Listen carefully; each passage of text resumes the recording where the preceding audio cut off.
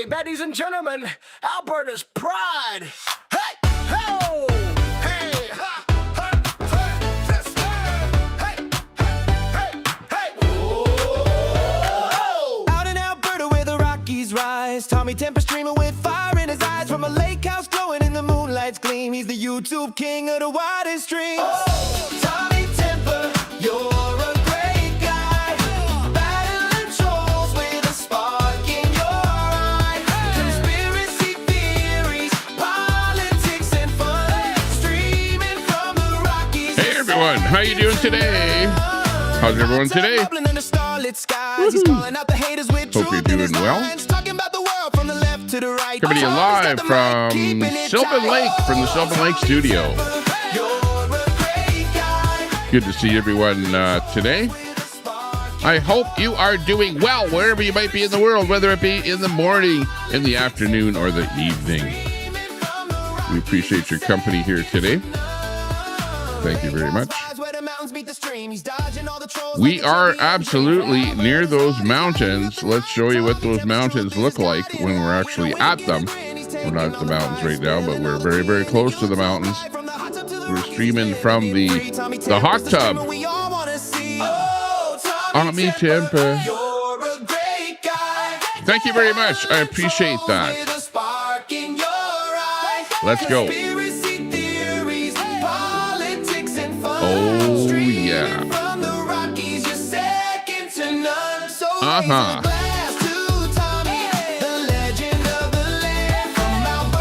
Let's go. Let's get this show on the road.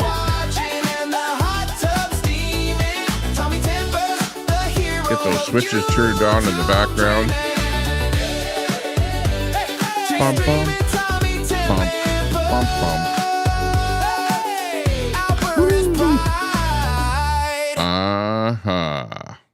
How are you doing today? How are things for you? I'm doing quite well. I'm up really, really early here today. Most earliest day here in a long time. I think I was up at about 6 o'clock today. Just kind of woke up and whatever. Decided to get out of bed and get motivated. Was kind of on the internet looking around a little bit. And yeah. Hit that subscribe button if you're just new here, if you're just checking in on a rebroadcast here, watching us. But we are live here right at the moment. If you're watching the broadcast later, hit that subscribe button, hit that like button, hit that thumbs up. Give us a share out if you're over on Facebook and onto one of the major groups out there. Would appreciate that. We're here about all things that you guys want to talk about, basically. You know, I'm all pro for Alberta independence. And, I even have my bestie giving me a text message here. Yep, that's right. You are absolutely right. Doing some background switches here, looking good. Bring my text monitoring service up here so that I can watch the text coming in.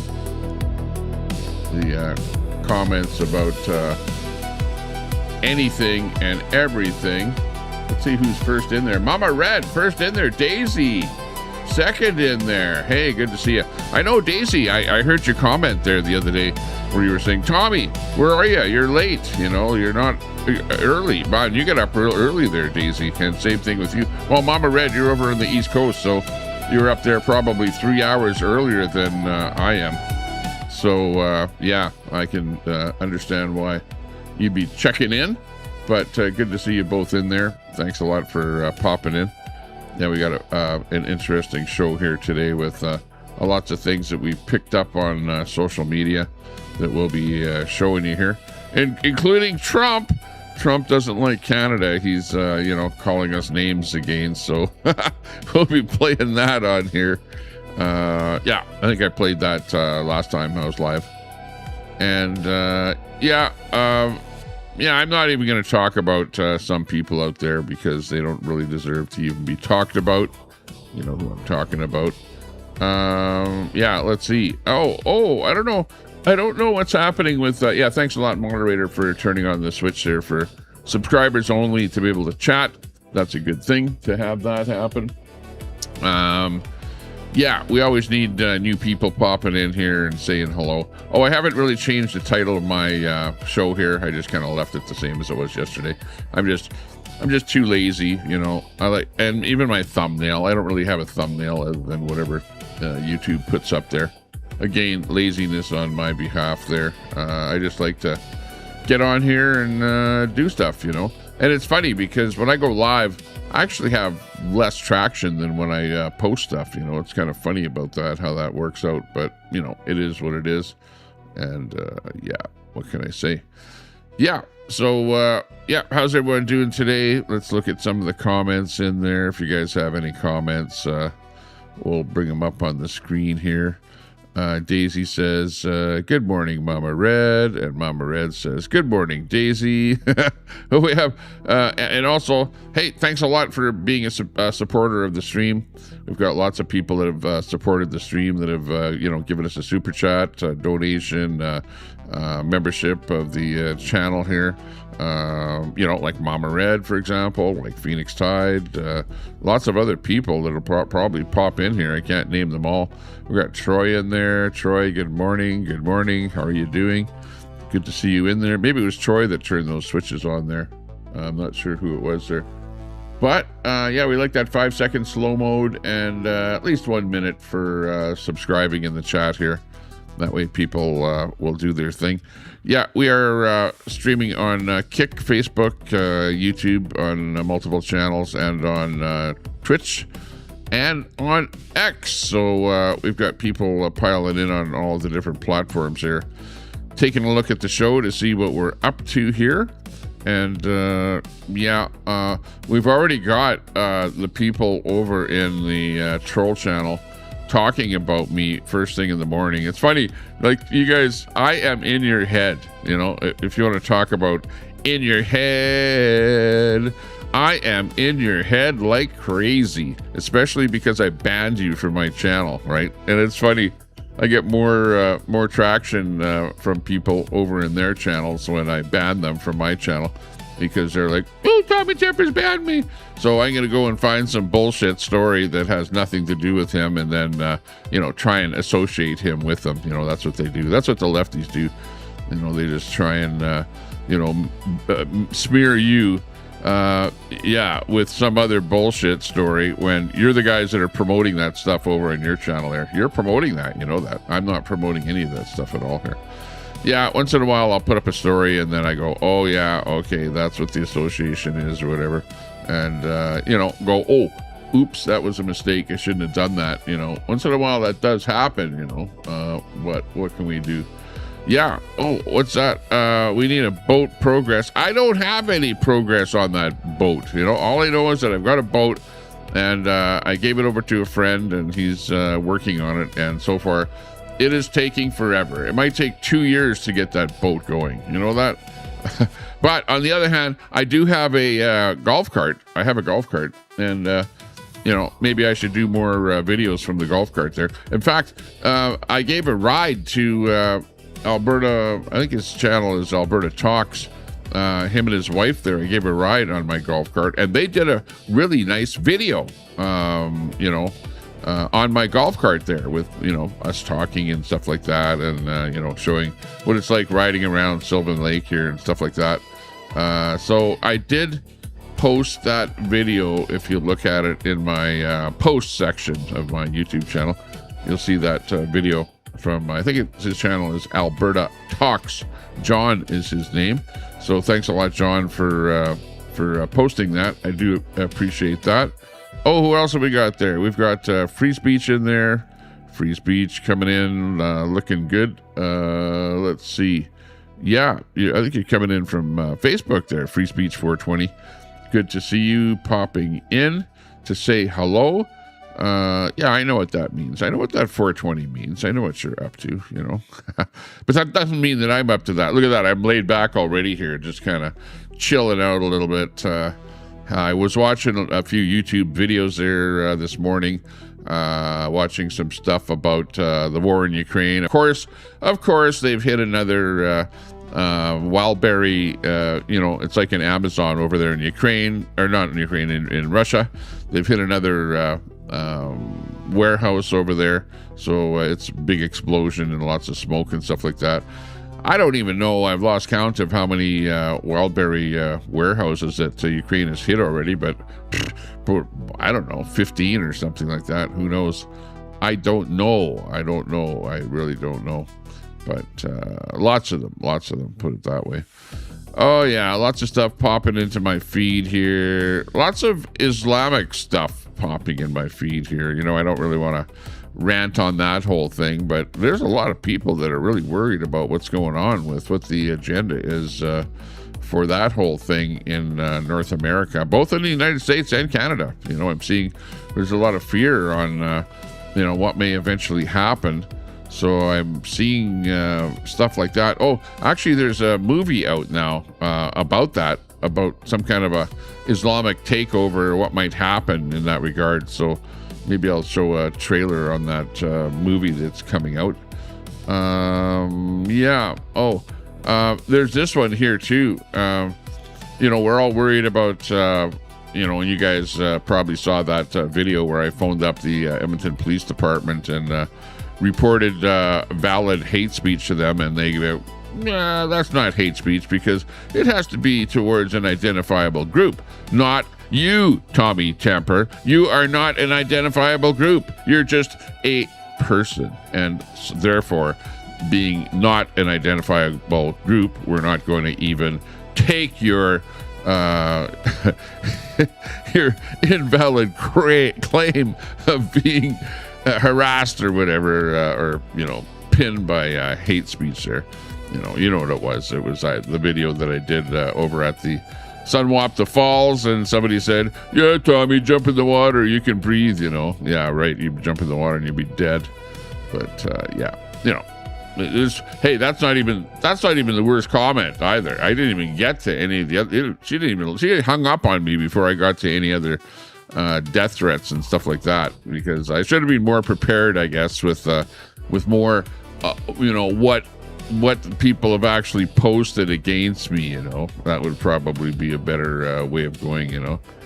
Let's see, we got Jasmine Lane here saying we've spent a decade being told the right is the threat, and the extremists, the bootlickers, the ones who hate people. Meanwhile, quietly or not so quietly, the modern left has been cheering on political violence, mocking family, mocking work, mocking the entire idea of building a life.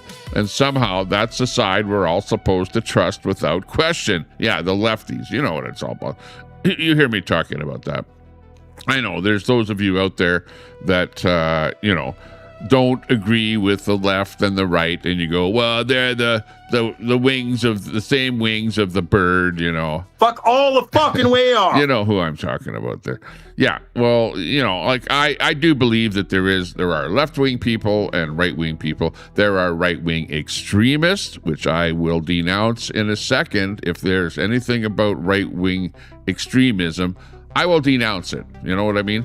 And you might say that, things like Diagolon are right-wing extremism. If that is, well, okay, if it is, I denounce it. If there's any group out there that's a right-wing extremist group, I will denounce that group, right? To the same degree, if there is any kind of a left-wing extremist group like Antifa, I will denounce that group, okay? I don't want anything to do with any extremism on the right or the left, okay? You lefties can... you can embrace Antifa. You can embrace the extreme leftism. You can embrace the extreme rightism. You can post stuff about it, and be happy to, push the agenda to right-wing extremism and left-wing extremism. But as far as I'm concerned here, I'm just, a guy in the middle. I'm kind of in the middle, more right wing, in the middle, and right wing, just a little bit right wing enough to bullshit about what's going on and point out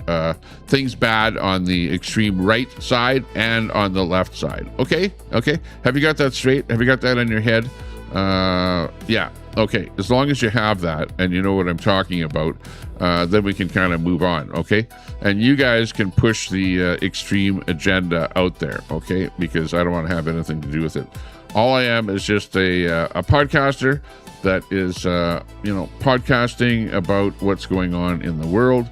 And if it's good, hey, it's good. And if it's bad, it's bad. And I'll point out that whole thing. Let's hear what Jasmine Lane has to say about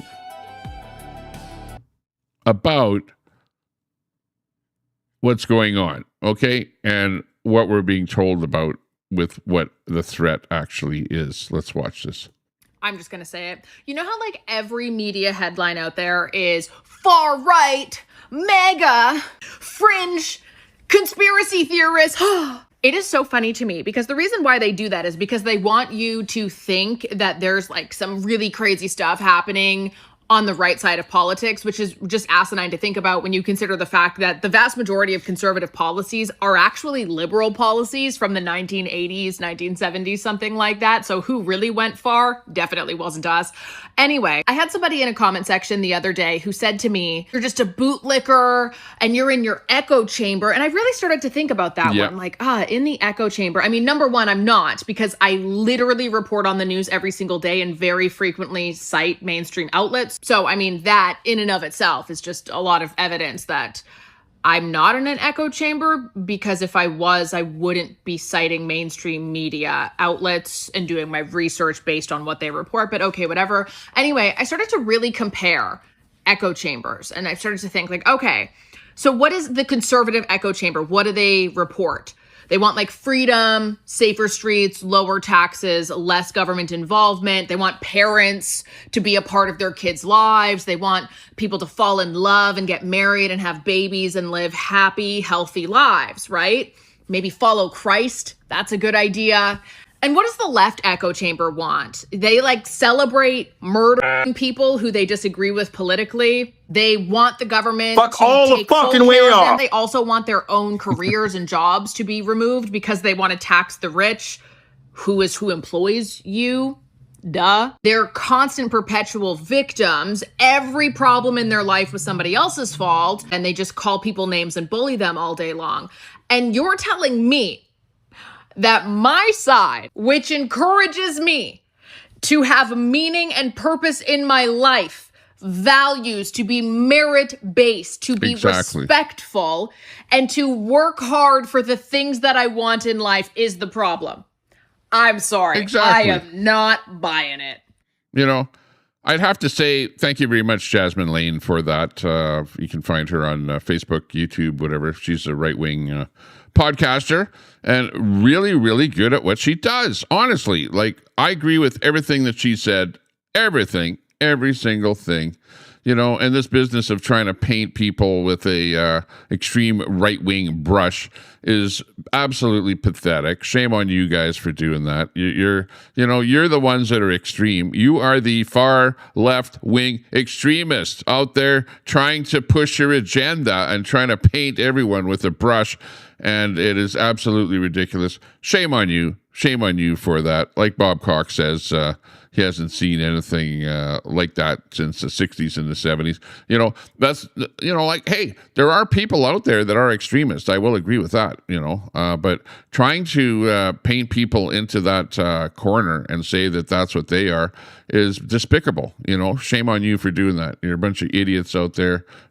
Stupid for you for doing that. And, yeah, you just show where your mentality is by trying to do things like that, Like, what do? Wake up in the morning and go, yeah, I think I'm going to go and find something that's extremist, and then I'm going to try and paint somebody with that extremist brush, Is that what you do? Is that what you devote your whole life to? Shame on you. Go get a life, okay? Do something different, okay? Let's move on from that. And We'll find a next story here just for me. I've got stuff coming up just for me. Apparently, X thought that was a good one there for me this morning. I wonder why. Yeah. Anyways, good on Jasmine Lane for that one. Let's hear what Pierre Polyev has to say. He's talking here about after 11 years of liberal taxes, deficits, red tape, and record high costs for groceries, rent, and other essentials, Canadians are already emptying their pockets every day to just get by. Conservatives call on Mark Carney to suspend the federal excise fuel tax for the remainder of the year, because I believe this excise tax is going to come back on again, and we're going to be paying more for fuel. On behalf of all Conservatives, I am officially calling on Mark Carney to cancel his planned gas tax hike in September. Canadians cannot afford yet another 10 cents a litre at the pump. Cancel the hike, Mr. Carney. Get rid of all gas taxes for all of the year to save Canadians 25 cents a litre, $20 a fill-up, and $500 by Christmas. There you go. So, apparently Mark Carney, he has taken the gas tax off of fuel. I'll give him credit for that. And he has removed the carbon tax from, fuel that you and I buy at the pump, personal stuff. But he has kept the carbon tax on companies, what he calls large emitters, like steel industry, concrete industry, oil and gas industries, all of those. And all of those people, when you tax all of them, they just simply pass the tax on to the consumer, So we're still paying the tax. All it is you've taken it from fuel and put it onto everything else, Even farmers pay the carbon tax, it's absolutely ridiculous. Just get rid of it completely. We don't want to have anything to do with it. Why do you think we want Alberta independence, right? Alberta independence will not have any of that bullshit carbon tax, net zero, and carbon credit program, and basically taxing everybody and everyone here in the province of Alberta unnecessarily and sending that money back to Ottawa, right? Plus all the taxation. All of the taxation is ridiculous. The equalization payments, all the rest of that crap has to go. And the only way that anybody can do anything about it is by Alberta independence. Alberta independence is where it's at, the rest of you guys in Canada, if you live in Canada, sorry, it sucks to be you, if it does happen, we'll be very, very successful over here in Alberta. Be like guys like RV, come on over to Alberta, stick around for a while because it's going to be very, very enjoyable living here. We don't pay a provincial tax. Did you know that? Hey, if you're paying a provincial tax over somewhere where you're living, sucks to be you. You're living in some province that, likes, has got some kind of a government that obviously likes taxing the hell out of you. So, that's great for your government over there, but sucks to be you as a person because it comes out of your wallet. Over here in Alberta, we don't pay any provincial tax. Hey, that's great. We get to put extra money in our pocket buying anything and everything, but it sucks to have to pay the GST. The GST is a federal tax that everyone pays right across Canada. And what's it at now? 5%. 5% on everything, almost everything that you buy is taxed 5%. And that money goes back to where? Ottawa, sucking money out of the province of Alberta. So out with that GST, out with the federal tax, out with all that bullshit, and let's live a better life here in Alberta. That's what we want, right? We absolutely want that. Hang on a second. Let me bring my camera up a little bit here because I'm a little bit low in the scene here. Hang on a second here. We'll get this figured out here. Stand by. Stand by for more. Which way just makes my camera go up? When I push that button. When I push the down button, my camera goes up. So yeah, we'll go up a little bit here. There we go. Maybe I'll save that as my preset. Update my PTZ and update my initial state. And there we go. Hey, we've got the technology here. We've got the PTZ camera. pointing the camera at us. We got the PTZ camera outside, giving us the view outside our window. Here you can see what it looks like here. And you know what? It's a beautiful day. It's another beautiful day in the neighborhood. You know, look at that. Nice sunny day. You can see the different colors of the leaves out there. They're not really turning yellow yet, but there's kind of a red tree out there that has kind of red leaves on it there. Nice green leaves. Yeah, I don't know, maybe. No, they're not turning level or yellow on the trees directly outside here. But those trees have the sun beating down on them. But you can see there's nice water, and we can see the North Shore there. The North Shore is looking nice, not very smoky out there today. Apparently, they still have a lot of fires going in British Columbia, and some of them are still out of control. I don't know, a few days ago there was 120 fires burning. I'm not sure what that number is today.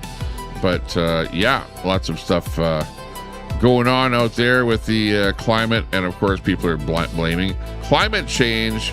Yeah, there's only left-wing extremism there, Bob. I would have to agree with that. An awful lot of left-wing extremism. In fact, what do you hear about more? Do you hear about right-wing extremism more or left-wing extremism?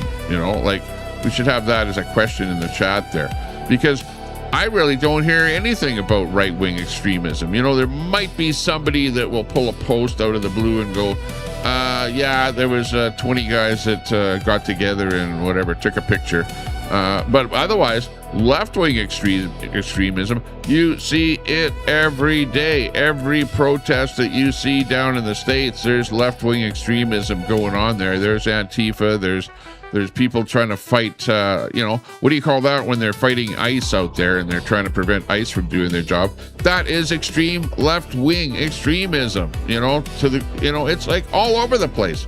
Same thing in Canada here. You've got politicians being attacked by left-wing extremists. You had somebody calling Danielle Smith when she's flipping pancakes, saying that's fascist pancakes. Hey, calling people a fascist, to me, that would be a left-wing extremist that would be saying stuff like that. It is all over the place. Even in the troll channels over there. You guys are actually far left extremists over there in the troll channels there, okay? I will call you out every day of the week. You guys are the extreme left-wing extremists, okay? So, be the role, admit that that's what you are. Admit it. Say it in there. Say, yeah, I embrace left-wing extremists. Say it over there in your chat, okay? Because that's exactly what you guys are doing over there, okay? Just want you to know On that. behalf of all conservatives, I am officially calling on Mark Carney. Thank you very much. Thank you very much. That's coming back in there. Yeah, you can't stop Pierre, because Pierre has a lot to say. Yay, there's Daisy saying hi to Bob in there. We've got Old Goat in there. She's been hanging out with Elevate Dude too much. You think so? Yeah. Well, maybe, might be. What's this? President is saying that he's going to wipe out an entire civilization. Seems pretty extreme. Well, yeah, it does. Yeah. I don't really think that he means that, but what he's talking about, I think, is that he doesn't like the extremist over there in Iran, so he's going to do something about it. Yes, the Romans. Yeah, let's quote them all right. Ayatollah, nice to see you in there, Ayatollah in the chat there. What's new with you there? Two wings of the same bird. Yeah, exactly. Well, that's what Brett always says. Fuck all the fucking way off. You know what I mean? Now, fuck off. It's irrelevant. Yeah, exactly, Brett. Two cheeks of the same ass seems more fitting. Yeah. Oh, that's a good one. I like that one. That one's pretty good. Some still a little. Hello, carbon capture. Oh, it's Smooth Operator. Smooth Operator. Good to see you in there. Yeah. I liked your comment. I think it was yesterday there. You were making some pretty good comments there. Smooth Operator in the chat. Good to see Smooth Operator. Big ups to you. I hope you're feeling well, doing well there today. I haven't, I haven't actually been in the place that we met there. Oh, I don't even know if you're in his chat there anymore. Kelly Caldwell. I haven't really seen him live, or where I've actually seen him live and then gone into his chat. But I have seen his nemesis there rebroadcasting, restreaming stuff of him there. I'm subbed up to her, and of course she's still running that hit channel there. You know what I'm talking about, Smooth Operator. Doorknocker, talking about Muslims upsets Brett. Yeah, he's been screaming it for years. Poor Brett will be screaming even when they are stoning him to death. I'm actually being inundated with all kind of stuff about what's going on and what will happen. And there's a movie coming out about that, and I'll run a trailer on that here. I don't really wake up in the morning and go, I'm going to hit on a certain, group of people or something like that, or, play videos or excerpts or little bits or whatever. But, that stuff is popping into my feed all the time, like maybe it's because I look at it and then they feed me more of it, but X is especially pushing that agenda where, we got to be careful about bringing too many people in because they're going to take us over. That whole thing. You guys have heard that whole thing, right? Hey, I'm just, looking at stuff and, I'm just kind of repeating what I see and hear. Then, of course, everybody's like, oh, Tommy's talking about that again, whatever. Hey, it's just stuff that's happening in the world that everyone has to be aware of it.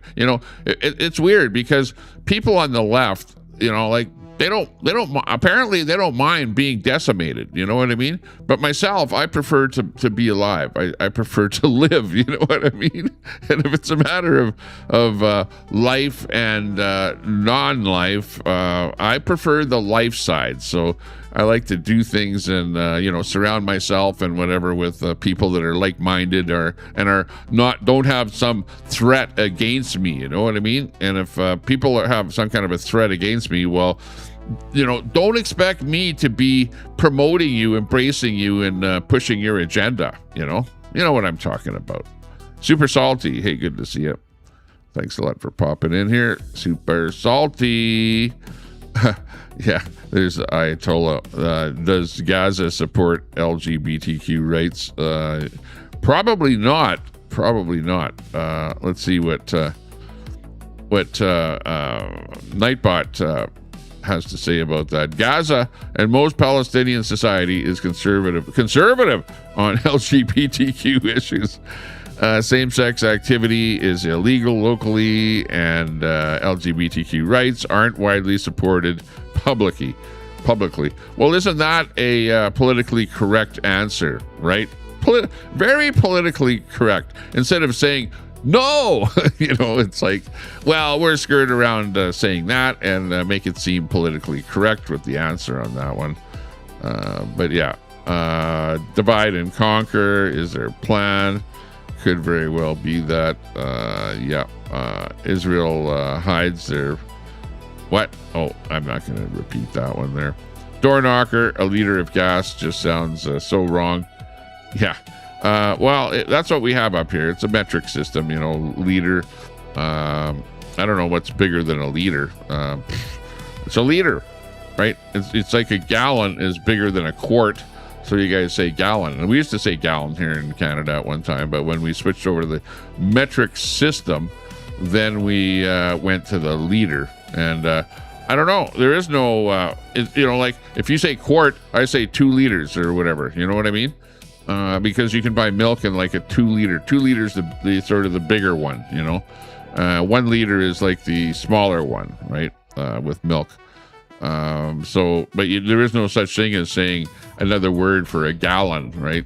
In my mind, you can't say 4 liters is equivalent to a gigaliter or something like that. There is no such thing. So we're stuck with the liter, and we have to go with smaller amounts. And of course, they tack on something like $1.69 a liter, and you go, Oh, that's pretty inexpensive, you know. Meanwhile, if you convert that to a gallon, it's like whatever, like $8 a gallon or something like that, or $6 a gallon. You know, I'm not going to give you the exact amount, but you know what I mean. It just sounds like it's a better deal when you say it's in a smaller quantity. You know, Epstein is alive and hiding in Israel. He might very well be. I don't know what's going on with him. What's that? Oh, Ayatollah is asking, will RV build homeless shelters or houses for Tommy? The answer to that is no, he will not. I thought RV was on the move. I think his stream, the last stream that I looked at there when he was live, it said on the move again or something like that. But, and I tuned in to hear what was going on, but you know, he's like, no video and just a little, you know, King logo on there and talking to SW or something there. So I'm not sure what he's up to, but apparently he's on the move, but I don't know where he's on the move. I haven't heard that. I am in contact with RV behind the scenes. So, you know, him and I are, you know, good friends, internet friends, where we've talked numerous times on the telephone behind the scenes and whatever. But, you know, I don't volunteer information that we talk about, put it that way. I try and, you know, keep it hush hush. I'm a pretty good guy with, you know, stuff. If you tell me something behind the scenes and you say, hey, Tommy, don't tell anyone about that, then I won't tell anyone about that. You know, I'm not somebody that, you know, says something to you in private like other people, and then they go out and they spill that, or they record conversations and then they replay them on the internet, you know, that kind of thing. They go, oh yeah, no, I won't say anything, and then they play it on the internet. You know who I'm talking about there. Yeah, that person that we're not going to talk about here. Yeah.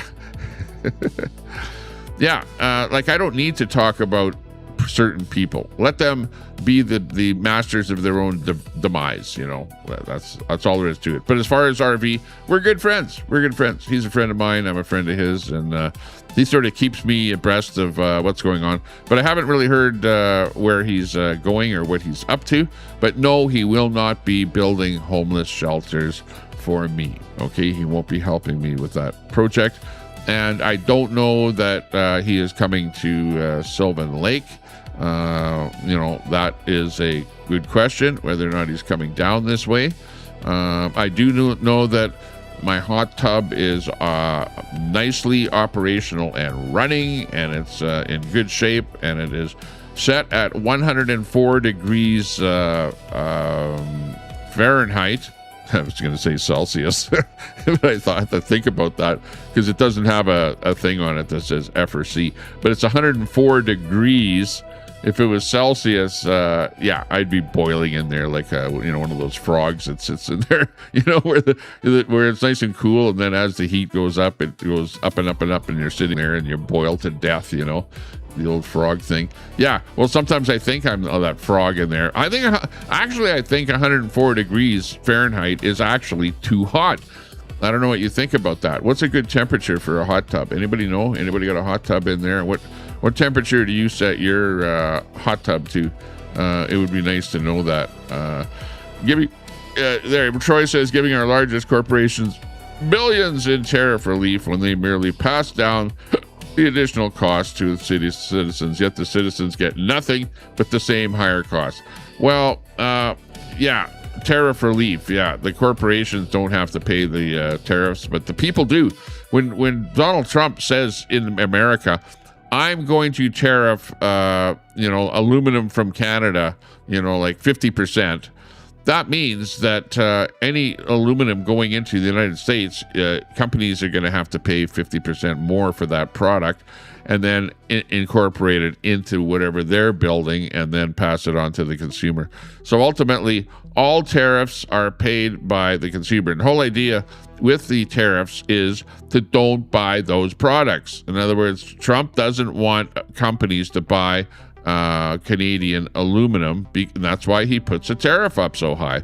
He wants, American companies to dig their own bauxite or whatever and produce their own aluminum in the United States and to consume that product, to get that stuff going within your own country. That's the reason that he's doing it. It's like short-term pain for long-term gain. You guys have heard that many, many times, right? And that's what tariffs actually do.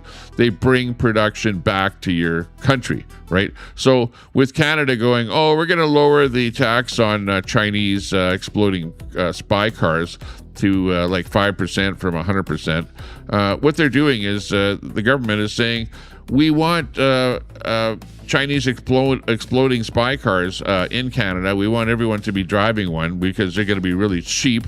And we don't want Canadian production of electric vehicles. We don't want to promote that, but we wanted to just bring in cheap Chinese stuff, That's what that's all about. Like, this is not rocket science as to what's going on. So, good on you if you're in Canada and you buy one of those exploding spy cars that apparently rust out really early. Because remember, we've got cold weather and we put salt on our roads here, and apparently those things rust out. I've seen videos of what the rust looks like on those things there over in China, where they're complaining about stuff like that.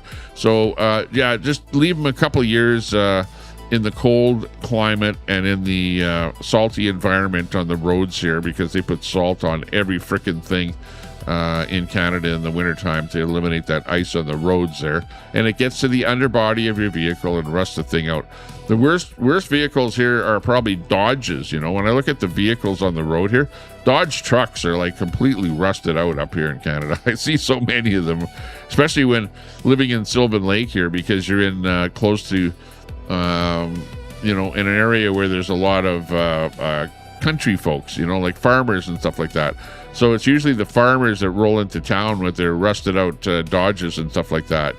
They're like especially bad with stuff like that. Yeah, Chinese steel is crap. Yeah, exactly. They used Chinese steel on a bridge in Edmonton, and the frickin' bridge warped and whatever before they even got it finished. And they go, oh no, we're gonna stall this project because of the steel that we bought, and it's like substandard, and it's not even good for a bridge. Never mind vehicles and stuff like that. Substandard steel. Americans are going, no, we're going to put tariffs on that steel coming in from China, and we're going to tariff for Canadian steel because the Canadians are doing nothing but buying the Chinese steel and then sending it, shipping it down to the States, So it's not Canadian steel. It's like Chinese steel. And Trump is like well aware of that. So he's going, no, we're tariffing that stuff. We don't even want it in the States here. Get that shit out of here. And you guys had, lots of steel plants in Pittsburgh and stuff like that got shut down over the years. Get that stuff rolling again and produce your own steel. You guys, are capable of mining it and producing it within your own country, Yeah. Yeah. Old goat. Canada sends its best suckers to Ottawa. You got that right. Yeah. You got that right. Let's bring up another story here. What's this one here? Another Pierre Poilievre story here. The final war. The final war. What's that one about there? I don't know. I'm gonna be careful about what I put up here, because sometimes I put up stuff here and I don't even know what it's about. But this one here. This is, and I hate to, you guys go, oh, Tommy's against migrants and he's like on that agenda, whatever. I'm just putting up stuff here that I see here. This is one coming in from the UK, and this is about migrants doing stuff with the British flag, and they're shouting Allah Akbar and burning the flag here. This is not a good video at all, but let's watch this one here. Ah, man, why do they do stuff like this? Unbelievable. This is our country now. You hear me, Captain? You can't stop us. There is nothing you can do about it.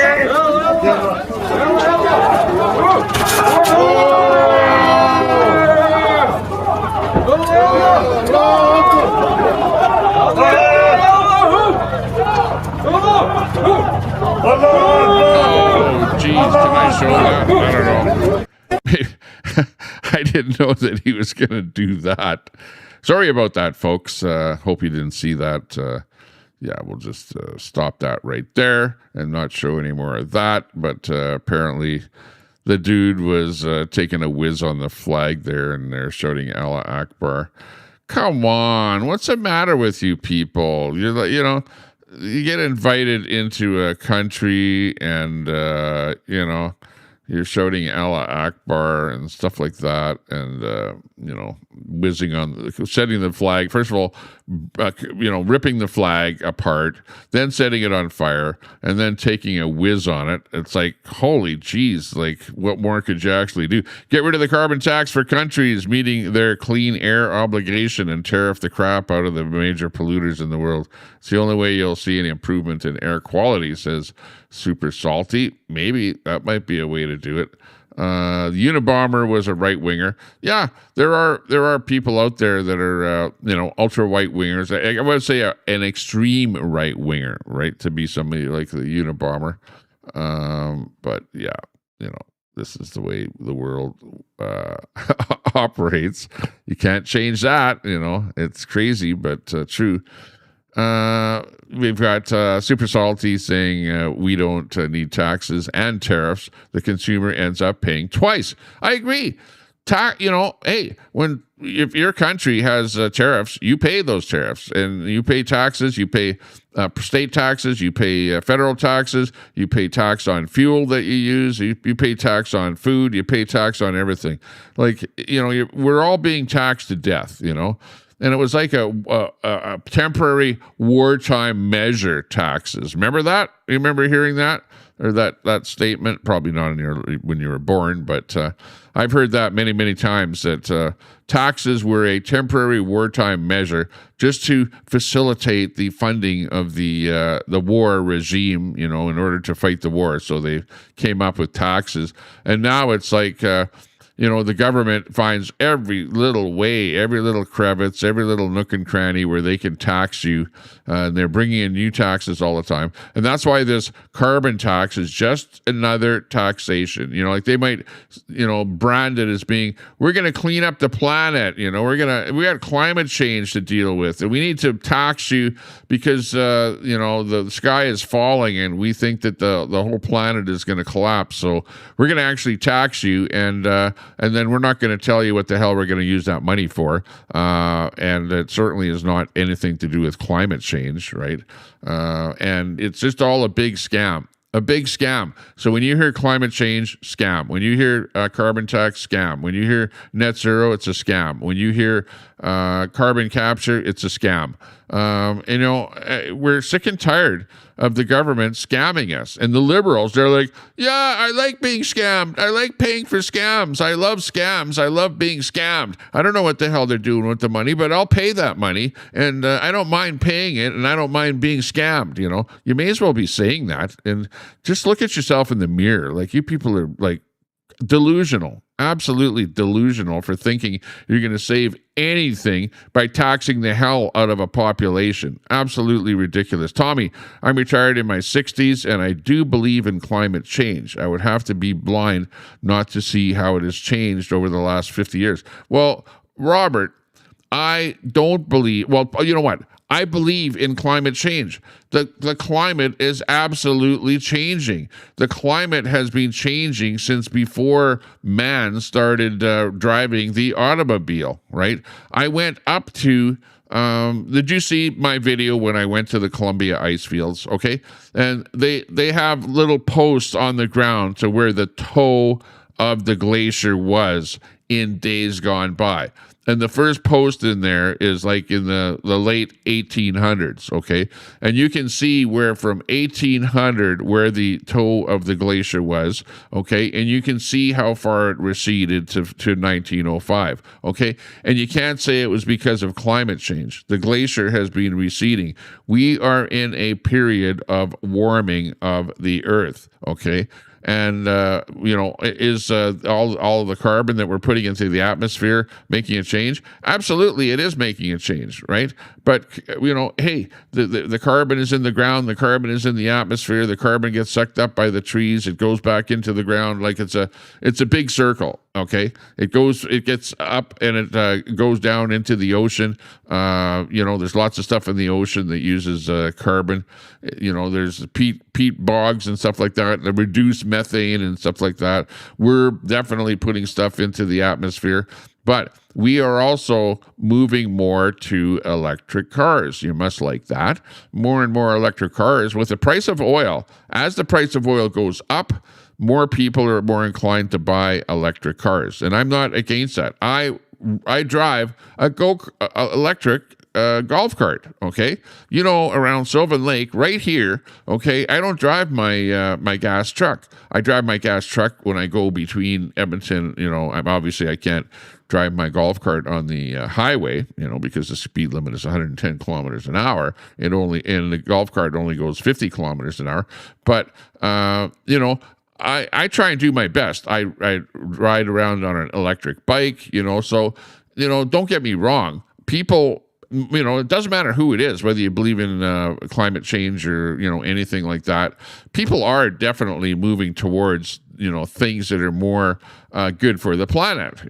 Vehicles over time have been, less and less polluting. You've got catalytic converters in there. You've got all kind of stuff like that.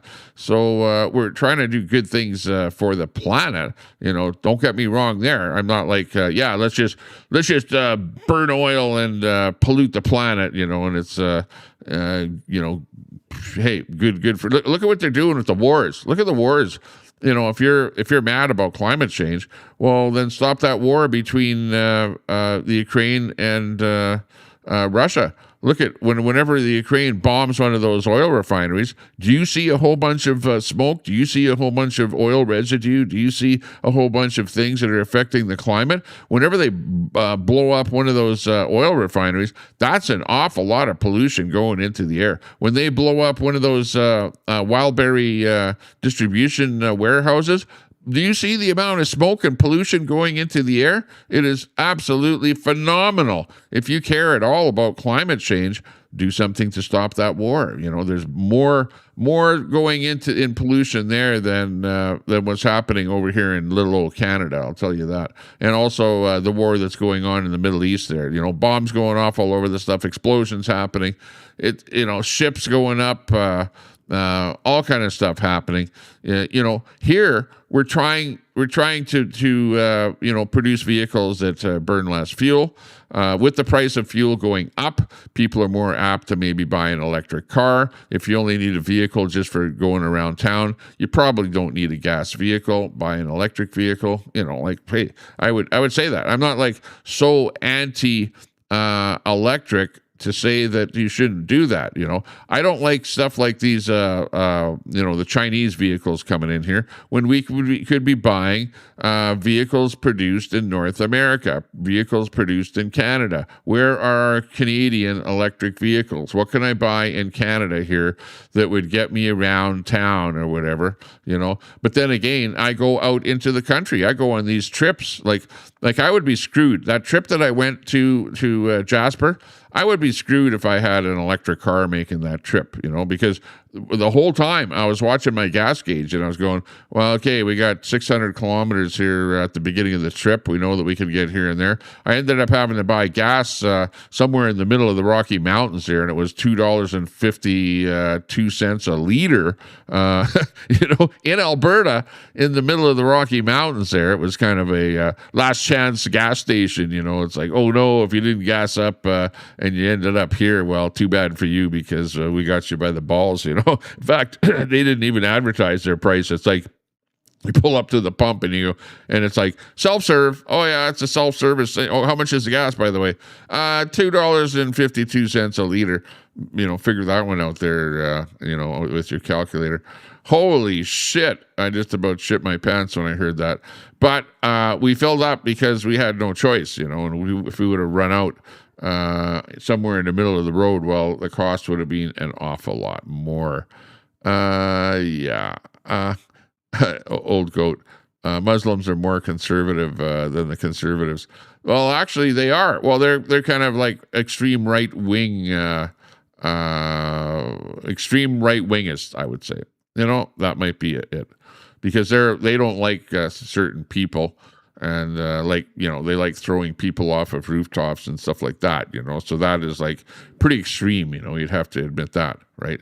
And it kind of makes me chuckle when I see LG community for Palestine, stuff like that. I just shake my head and go, the epitome of the word delusional. Like, unbelievable, super salty.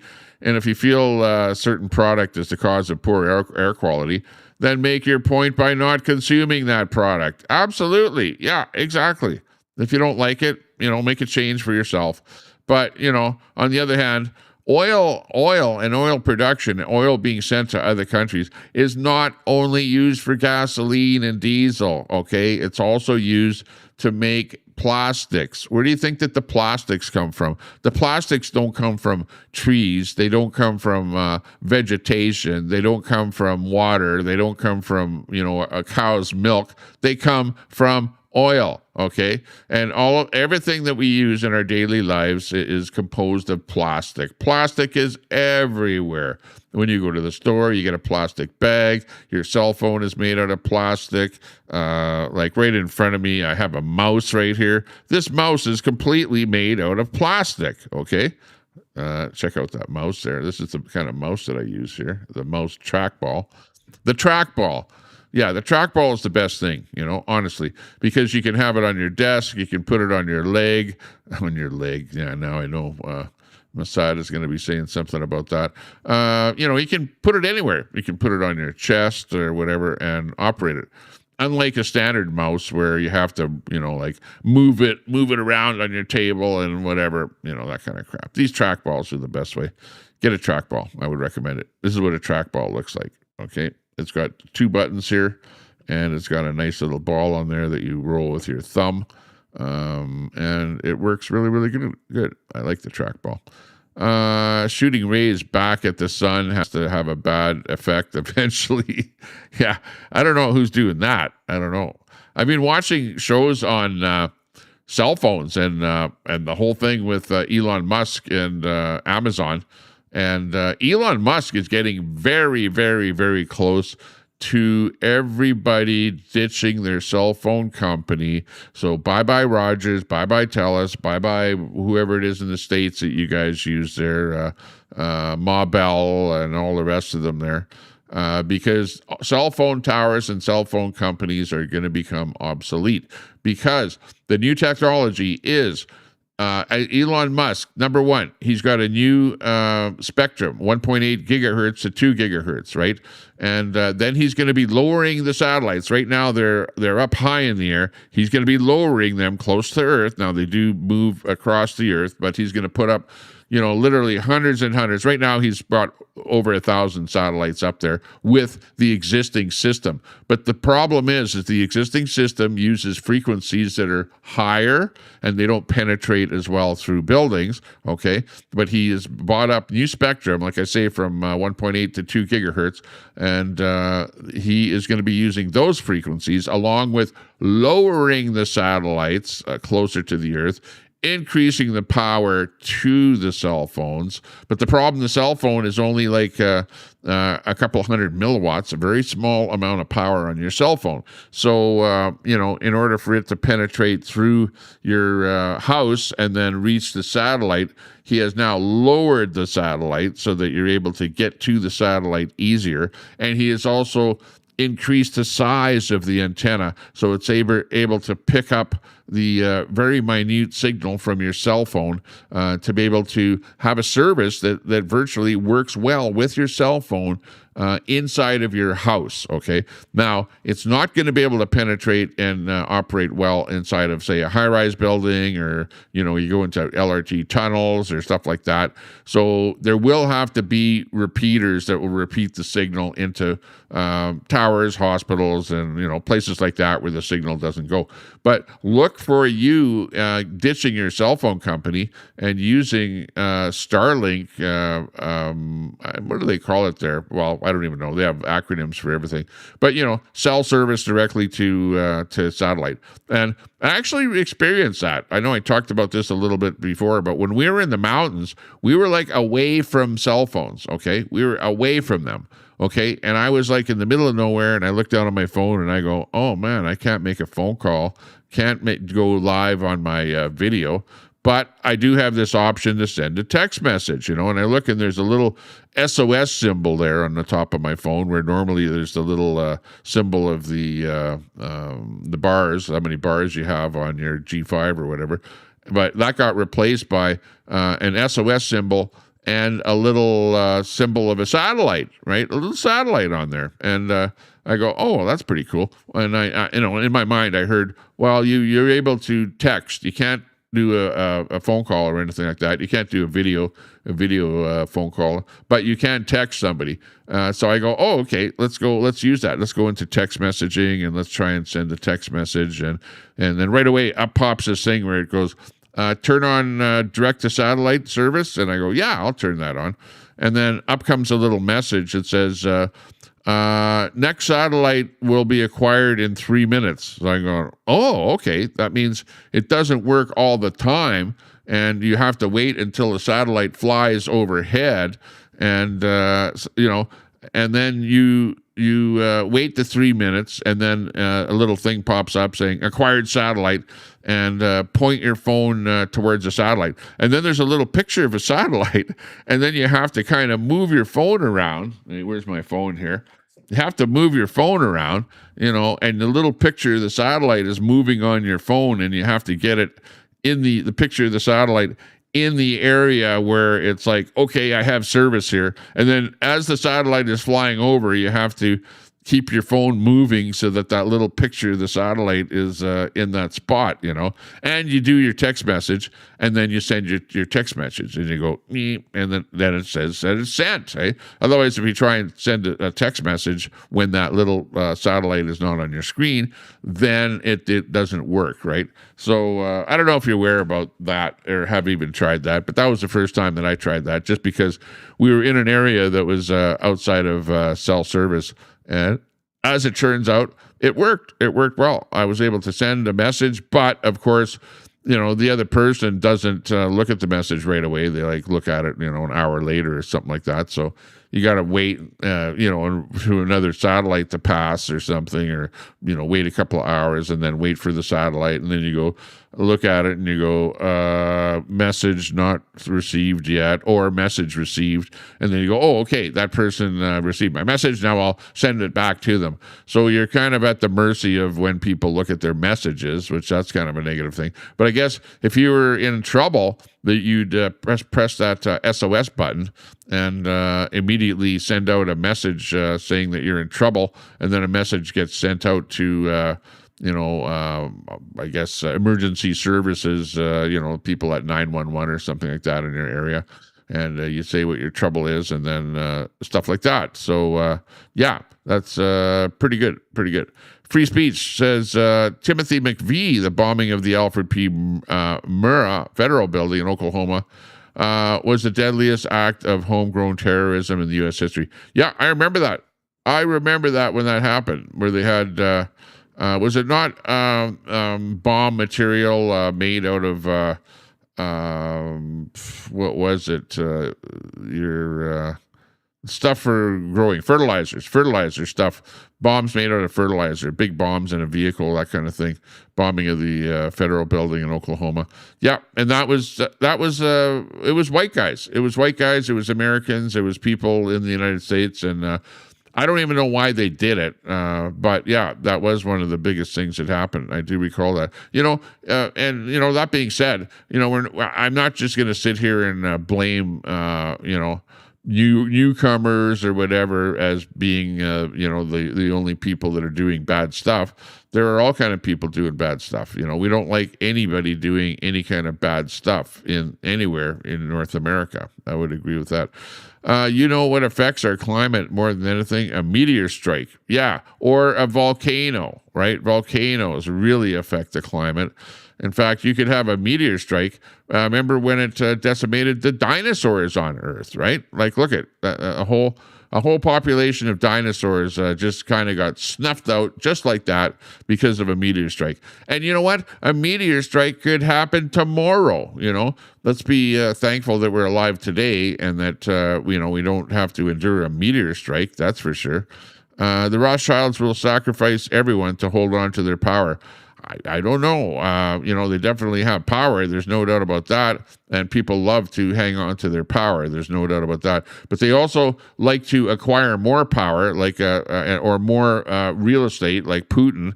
You know what I mean? It's like, yeah, we'll just try and take over the Ukraine because, that used to be Russia and we need it back again, Plus, we don't like what the Ukrainians are doing to the people in the Ukraine. There's some Russians in there and they're not doing good things to the Russian people that are living in the Ukraine. That's what that thing is all about, basically.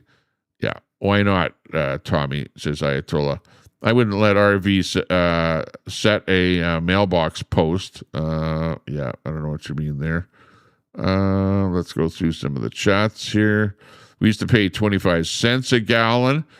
Back in the old days, gas was really, really cheap, and over time, of course, your 25 cents is worth today about $1.50, $1.65, Well, actually, that was a gallon, 25 cents a gallon. So, that's like, wow, I don't even know what that would equate to here today in today's dollar. But, part of that is the price of the product has gone up, plus the value of your money has gone down an awful lot. Like devalued.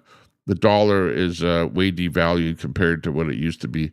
It's losing value as we speak here. The Canadian dollar, since Mark Carney got in, has dropped from 73 cents to 70 cents here now. I don't know what it is right here at the moment.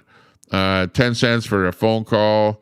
The payphone was like 10 cents at one time when those payphones came out. Yeah, that was a long time ago. The 70s. 25 cents in the 80s, and then it went up and up and up. The value of the dollar decreased. That's what it's all about. That's why things become more expensive. I was on acid one day. What? Free speech says that. And looked at a Pepsi machine and said, someday they will sell water from here. Do you think we will buy air someday? Well, we do at the gas station. You pay $1. You got to put a loonie in that machine to put air into your tires. So we absolutely do pay for air, and they sell canned air. You can buy canned air. I know you can buy oxygen in a bottle. People have oxygen machines that you can they're not that expensive either. They're only like about $300. You can buy an oxygen machine which compresses or takes oxygen out of the air, purifies it, whatever, and then you can suck it in, that kind of thing. You can do that. I've often thought about that. I remember going to the exhibition one time, and they actually had a booth set up there where they had oxygen, where you could, pay money and experience the euphoria of breathing oxygen, like pure oxygen. They had that. So, yeah, but I don't know what happened to those things. It was like a flash in the pan thing where those things were doing that. 4.54 liters to 1 imperial gallon, or 3.78 liters to a U.S. gallon. So, yeah, you've got two kinds of gallons. You've got the gallon, then you've got the imperial gallon. So, it all depends what you're talking about. Yeah, there's no doubt about that. Oh, we're kind of behind in the chat, like really behind in the chat. So I've been going pretty slow with it here. Let me just double check here that I'm not missing anything really, really important. Lots of Nightbot stuff coming back here with you guys doing searches on. By the way, that's Chat GTP Nightbot. When you ask Chat or GPT or exclamation mark GPT, I've just abbreviated that, but that is actually you're asking Chat GPT those questions, and Nightbot comes back with the answers on that. I don't have those appearing. Well, actually, I do. If I had my voice to chat thing turned on. That's what it is. It doesn't come on the text to voice. I guess you'd say that. Tough guys burning flags and then they go home and beat their wife. Yeah, exactly. Yeah. You got a good point there. I don't know what's with these people there, especially women. Women, you should be appalled by that. If you're like pro Sharia law and you want people coming over that are going to impose Sharia law on you, then you better be used to be beaten a little bit there. You women there, do you like getting beat all the time there by your hubby? Probably not, or have water poured on your head, with cloth over your head and then water giving you the water treatment, that kind of stuff. I know I've seen that stuff where they do that. It's like unbelievable. Well, actually, it's not unbelievable. It is believable. Robert on the pro climate change guy. Tommy, the climate has changed the most since the Industrial Revolution. You just have to look at the scientific data. I agree. Man has altered the climate. Well, what it is, or what you're saying, you're saying climate change. The amount of carbon in the atmosphere has definitely increased since the Industrial Revolution. I will absolutely agree with you 100%. How much is climate change for the good? Or has climate change for the bad? That's the debate. That's the absolute debate. People can say, well, we're getting more dryness because of climate change, or we're getting more rain because of climate change. We're getting more of this because of climate change. We're getting more of that. No, we're getting more tornadoes. We're getting more hurricanes. We're getting less tornadoes. We're getting less, you know what I mean? Like it's more or less, it's less more. It's like we don't really know because the climate is totally in a change. It's changing. It changes all the time. Is it getting worse? Is it getting tougher for me to live? I'm looking out my window here right now. Looks like a nice day. It looks like stuff is beautiful. Looks like it's a good day to go for a golf cart ride. Looks like if I go out to the beach, there will be thousands of people at the beach out here today. Okay, I will guarantee you of that. And they are all going to be sitting in the sun, having fun, and not worrying about climate change at all. You know what I mean? Like, because today it's a good day. Tomorrow we might have rain. Tomorrow we might have who knows what. You know what I mean? Like, is the weather getting so worse that we can no longer live on this earth? No, absolutely not. Are the weather changing, or the patterns changing in different places in the world? Yes, absolutely, because weather constantly changes. Whether we're pumping CO2 into the atmosphere or not is going to make no difference on whether climate changes. Climate changes all the time. I believe in climate change. I absolutely do. Do I believe that us putting the carbon, if you look at the ice samples, there were times on this earth in the past when there was far more carbon in the atmosphere than we see here today. It's not going to kill the planet. I'll tell you that. Of what's happening here right now. I'm not, going outside wearing a breathing mask with oxygen, like because there's so much carbon in the atmosphere. We absolutely have not reached that level yet. And over a period of time, we will stop using gasoline vehicles, and we will move to something that is less polluting. That's happening, but let it happen on its own accord. I'm not into polluting anything. I'm only into living a good lifestyle, you know what I mean? And not worrying about the planet. I'm not, I'm not going to be, decimated or not able to live on this planet because of climate change during my lifetime. Absolutely not. Absolutely not. And for future generations, things are changing. We're buying more electric cars. We're driving more electric cars. I'm driving an electric golf cart around town. I'm doing less polluting. How do you think I think driving an electric golf cart around town, and I'm behind a vehicle? I tend to stay a little, like at least 10 to 15 feet away from a polluting gas vehicle that's in front of me, because I can smell the exhaust in my electric golf cart. You know what I mean? like I don't like being close to a gas vehicle. And like if I'm behind like an old gas vehicle that doesn't have a catalytic converter, like a classic vehicle or something like that, yeah, I can smell the raw gas in there. I can tell that the thing doesn't have a catalytic converter. So like I'm like, on the fence as far as not everyone can drive an electric vehicle, because if you live out in the country somewhere where you don't have chargers, and these things don't charge that quick. But eventually, when they come up with vehicles that will charge in like 5 minutes, to top it up 100%, and then you have mega charge stations all over the place, just like you have gas stations.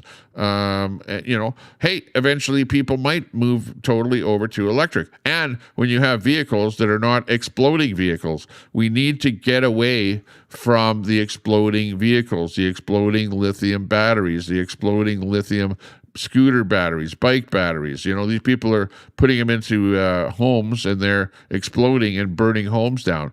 We need to find a technology that works and works well, not burns up. Who the hell wants to be an electric vehicle that you get a scratch on the undercarriage from you going over some debris on the road, the thing catches on fire, and then you're locked into it, and then you can't get out, and then you burn to death, right? Who wants to drive something like that? Put your hand up, like, hey, I do. I want to die when my vehicle gets a little scratch on it, No, I'm not that person. Like, I'm not going to buy something like that where the technology is not proven, and it's not there yet. We have a way to go. Eventually they will have batteries that don't explode. When that happens, and when they have batteries that charge at an extremely fast rate, and they have chargers that are able to charge at an extremely fast rate, that's when you will see the whole technology of the batteries and the battery vehicles will actually take off. Until then, people are going to be driving gas vehicles, when you have long distance to go and you're living out in the country, blah, blah, blah, and all the rest of it there, right? So, take it with a grain of salt that, climate is changing. We need to do things. But right now, at this moment in time, this is where we are. Okay. Will we pollute less in the future? Probably will. Probably over a period of time when people embrace electric technology, then something good will happen. Let's blow up oil tankers in the ocean. Totally good move for the oceans. Yeah, thank you, Mr. Trump. Well, yeah, I don't think it's Trump that's really on purpose doing something like that. And in fact, in the Ukraine is actually blowing up not the entire oil tanker, but the bridge area where they control the tanker, so that they can no longer move the oil. That's what they're doing to the Russian vehicles. And but on the other hand, it's not Trump. I don't think it's Trump that's blowing up oil tankers. I think it's the Iranians that are doing that. From what I've seen, they're the ones that are doing stuff like that. Vulcan, Alberta. Hey, live long and prosper.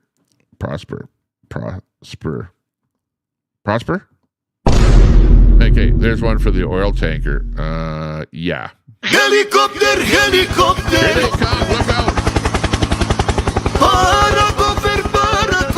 Oh yeah, there they go. They're gonna take out another oil tanker there somewhere. There you go. What's that? The rapist said, believe in the power of positivity, man. Yeah, okay. I don't know where you're coming from. Love it. Mu alt nake. What? Yeah. Are you okay, Ayatollah of Alberta in the chat. Let's see. Bob Cox, that's why the eco-radical far left tends to light the majority of wildfires to further push their global warming agenda. Exactly. And when the news media spouts out, oh no, there's fires and they're caused by, the fires are caused by climate change, then you get these far left eco people. They look at that, they see that, and they go, oh, fires okay, if I light a fire, that will cause the media to think that it's the climate change that's causing the fires. So he goes out there and causes the fire. So it's one big loop of the media blaming climate change for the fires, and then the eco nuts out there going out there and starting more fires like that. And we've seen it. Look at who they caught doing the fires in where was it there? In Washington, the state of Washington. Hey, I don't know. Maybe the guy was that. I don't know. Maybe he thought stuff like that. I don't know. But I did see an eco-terrorist. There was a video that I played there a month ago or so where there was a guy on video that lit a fire or whatever, and he was definitely an eco-terrorist, whatever, that was doing that, So, yeah, they get it in their mind, they hear it from the media, and then they go out and do stuff like that. And then there's other people that copy them, the copycat, fire lighters and stuff like that. Greta, jihad now. Oh, yeah, Greta. Yeah, you mentioned Greta there. Yeah, and I actually saw something about Greta this morning, which I had to chuckle at there because she's going hard at her stuff there. I thought she was all about the climate change and the environment, but she's kind of changed a little bit there with what she's talking about. Let's see, did I actually save that bit about Greta? Oh yeah, I did. Here's Greta. Let's bring her on here and hear what she has to say. She's like totally berserk as usual.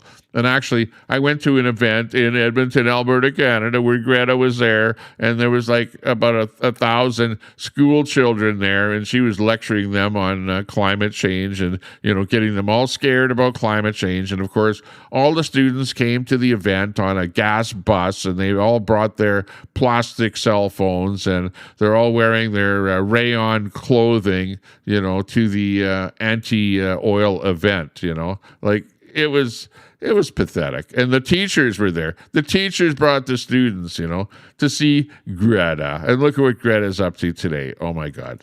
Fuck Turkey. And fuck Israel. Yeah. Yeah, what she... Fuck Turkey. Yeah, she's saying fuck Germany and fuck Israel. Like, I don't know. Fuck all the fucking way off. Oh, Brett might agree with Greta though, because Brett is kind of in that pool there where he would agree with poor little Greta. But she's, I've seen her with wearing a Antifa t-shirt, and her parents are there wearing Antifa t-shirts. She is far left-wing Antifa supporting scum, as far as I'm concerned. Like, I don't like her. I don't have anything to do with her. And you people that are like pointing out, oh, look this is a right-wing extremist. Yeah.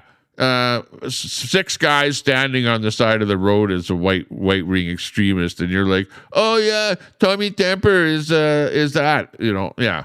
You guys are so close to Greta, you know what I mean? Why don't you post some videos like this about Greta, because you're like as extreme left as she is. Like, unbelievable.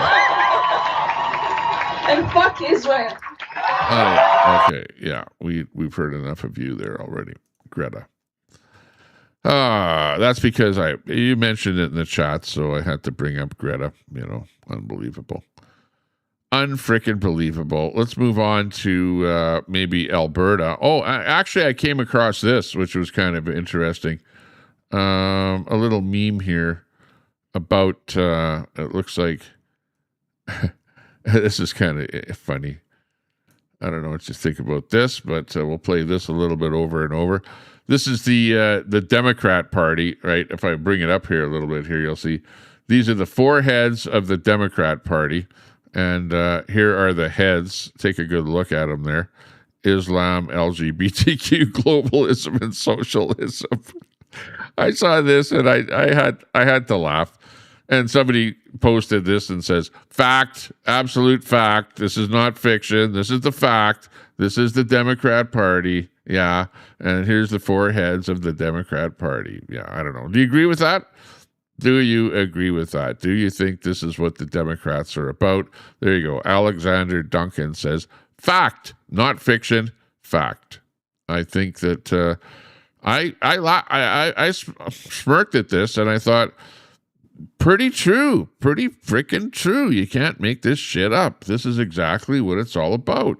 You know, we're not making this stuff up. This is what it is, And, you know, they're all fighting each other too. Do you notice that? It's like, you know, they're not in unison, but the factions are attacking and fighting and whatever, and they all can't agree.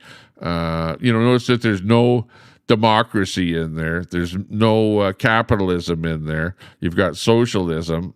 You've got the sickle and hammer from Russia in there. You know, it's communism, and you know, and they're all attacking.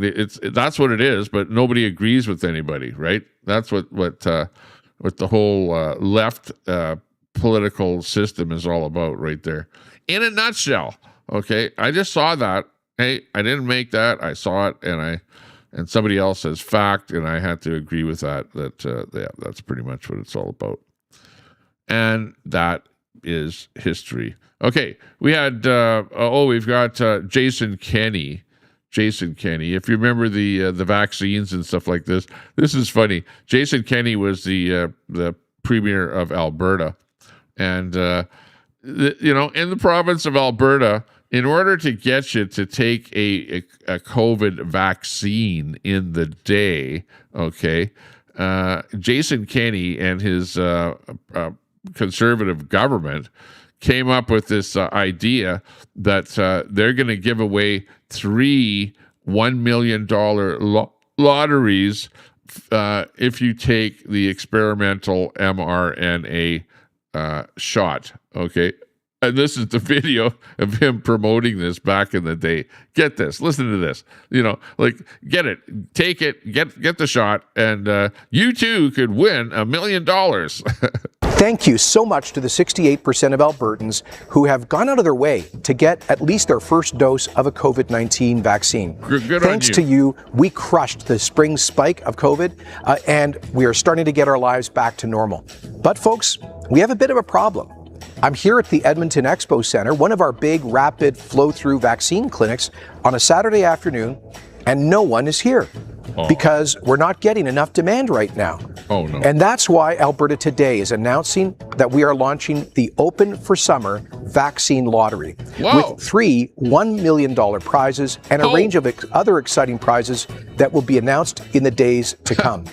The first installment of the Open for Summer Lottery will be open to all Albertans aged 18 and over who get at least their first dose of vaccine within 7 days of us hitting that critical 70% threshold for first dose vaccines. That draw will be made on the day that we hit phase 3 of our Open for Summer program to celebrate getting life back to normal. Details will follow in the days to come about how you can enter online and the second and third $1 million draws that will happen later on this summer, together with a whole bunch of other exciting prizes.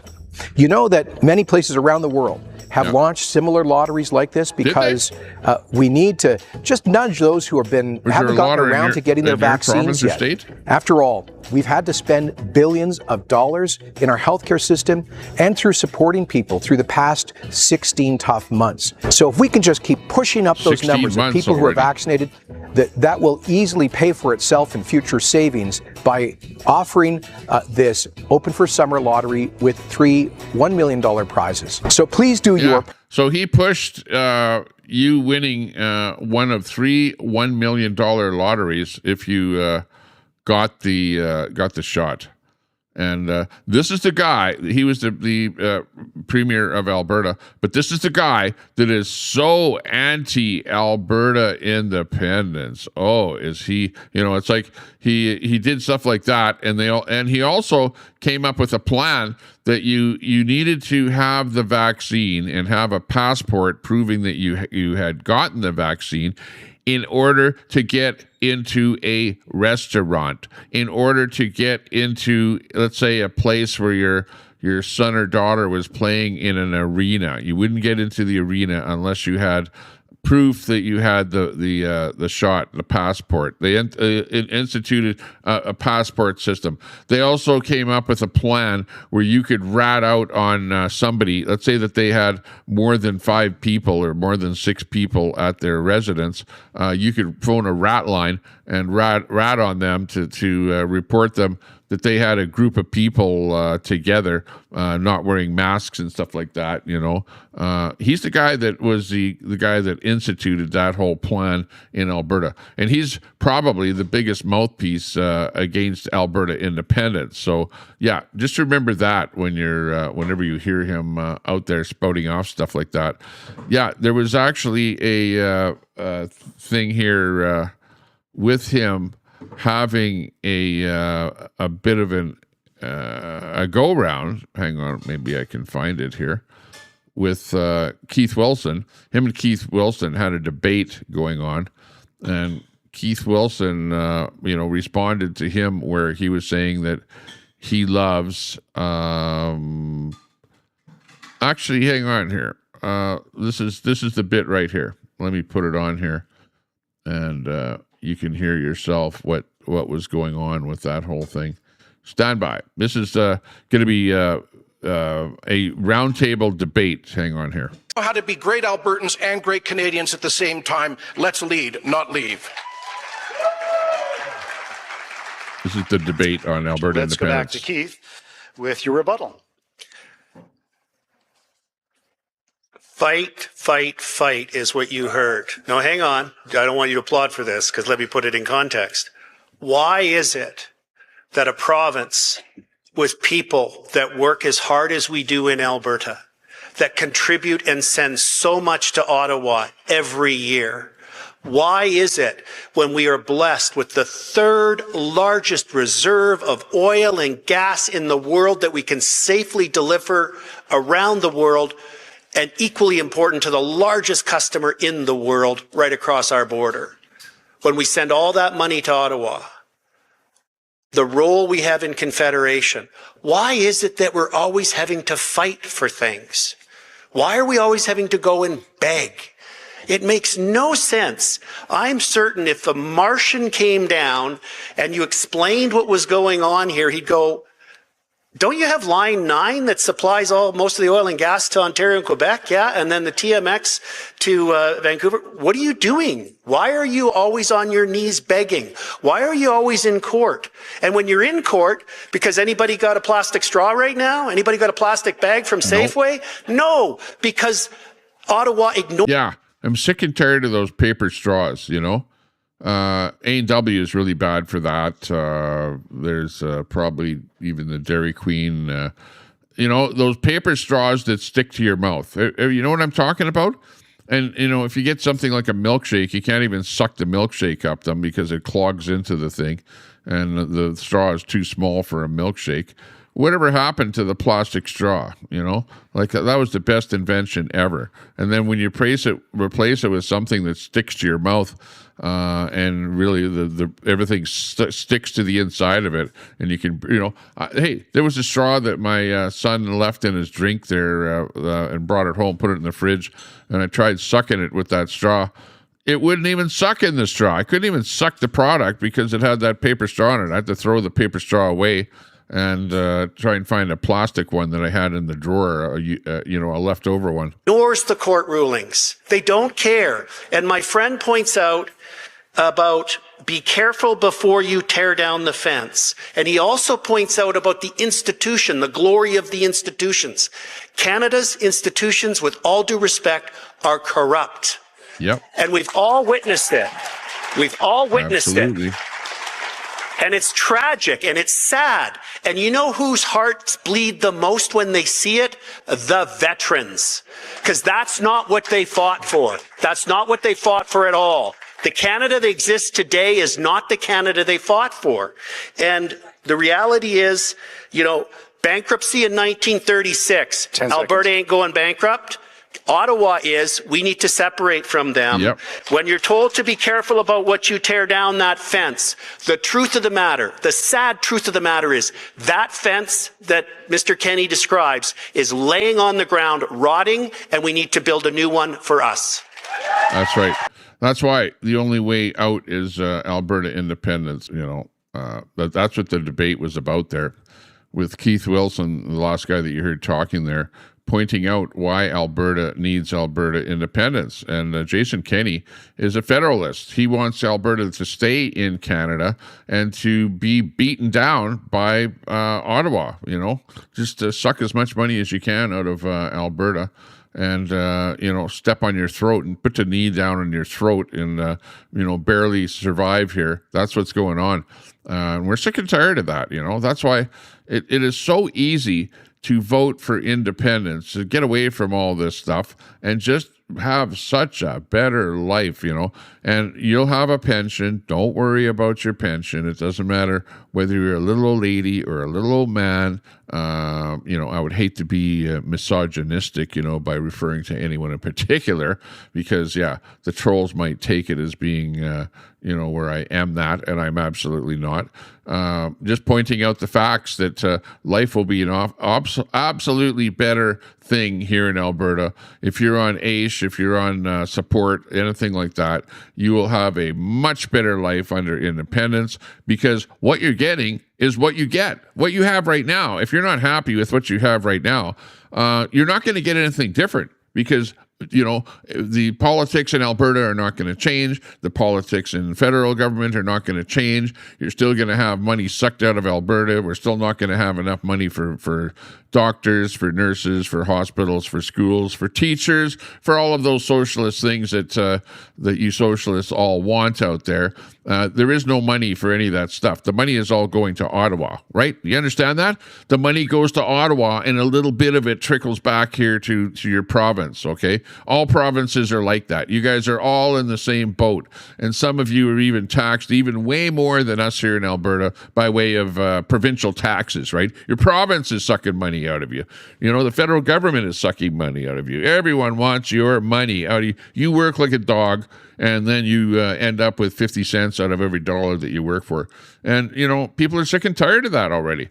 Reduce that down to maybe 20%, maybe 10%, right? Wouldn't that be a lot better? Put more money in your pocket, have a better life. Yeah, that's the way things work, right?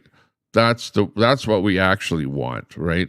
Is a better life, and part of a better life is going to be what we actually have for government. So we need to make a change. And when will Canadians actually wake up? When are you going to wake up? Okay.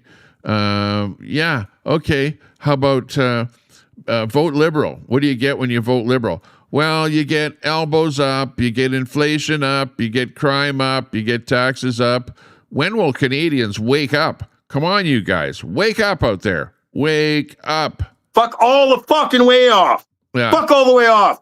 Fuck, I hate stupid fucking people. I know, me too. Why are you people so stupid? Fuck, I hate stupid fucking people. Fuck, I hate stupid fucking people. I know. You don't have to repeat yourself, Brett. We understand the concept there. I agree with you 100%. And I'm like, I'm not elbows up. I don't like inflation being up. I don't like crime being up. I don't like taxes being up. They forgot about open drug use being up, small quantities being allowed up, like fentanyl addicts being up, homeless encampments being up.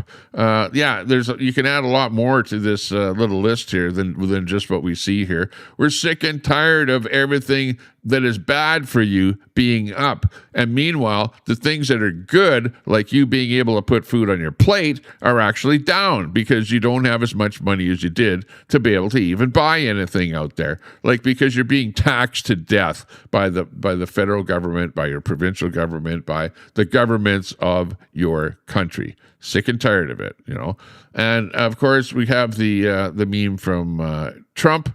What does Trump have to say about Canada? Well, Mr. Donald Trump says Canada is nasty. They are. They're nasty. Well, no, let's see. But he doesn't say it like that. He says, Canada is nasty. They are. They're nasty. I love the people. I really, really love the people. But they're nasty, and they've got nasty leadership. They're just nasty people. Those Canadians are really, really, really nasty. They're nasty people, and that they should be the 51st state. But yeah, we'll just leave them alone for now. But we'd really like Canada to be the 51st state. That would be a great thing. We could make America great again by making Canada the 51st state. Okay? Yeah, can't make this stuff up. Where do I come up with this shit? I don't know. Just off the cuff. You guys love it, though. I know you do. Because you wouldn't be watching me if it wasn't worth watching, right? You get up in the morning and go, oh, I wonder if Tommy Temper's going to go live today. I hope he does, because yeah, I like chatting in his chat, and I like his positivity, you know. He's such a positive guy. He is positive.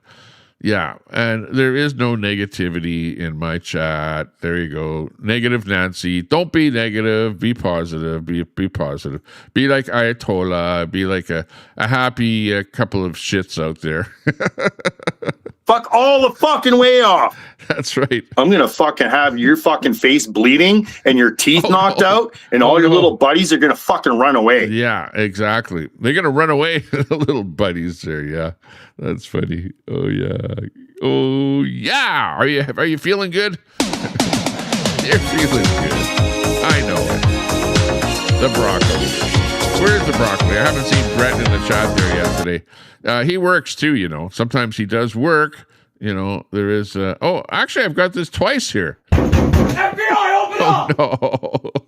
They're at my door already. So early in the morning, they're already banging on my door. Yes, yes, yes, yes. Stibbity dip, stibbity double, You double, can't double, make double. dipshit stuff up. It's all dipshit stuff, okay? Dum. Watch out. Because if you do something and somebody doesn't like that, they're gonna come to your car and they're gonna spit on your window, like this lady here. She's gonna spit on your window. شوفي تسوي كده هذه الاثنين حبتين دي ما ادري ايش وتقول له صورني شوفي شايفه وتجي هنا عند القزاز وتقفل على A خالد little bit of road rage right there.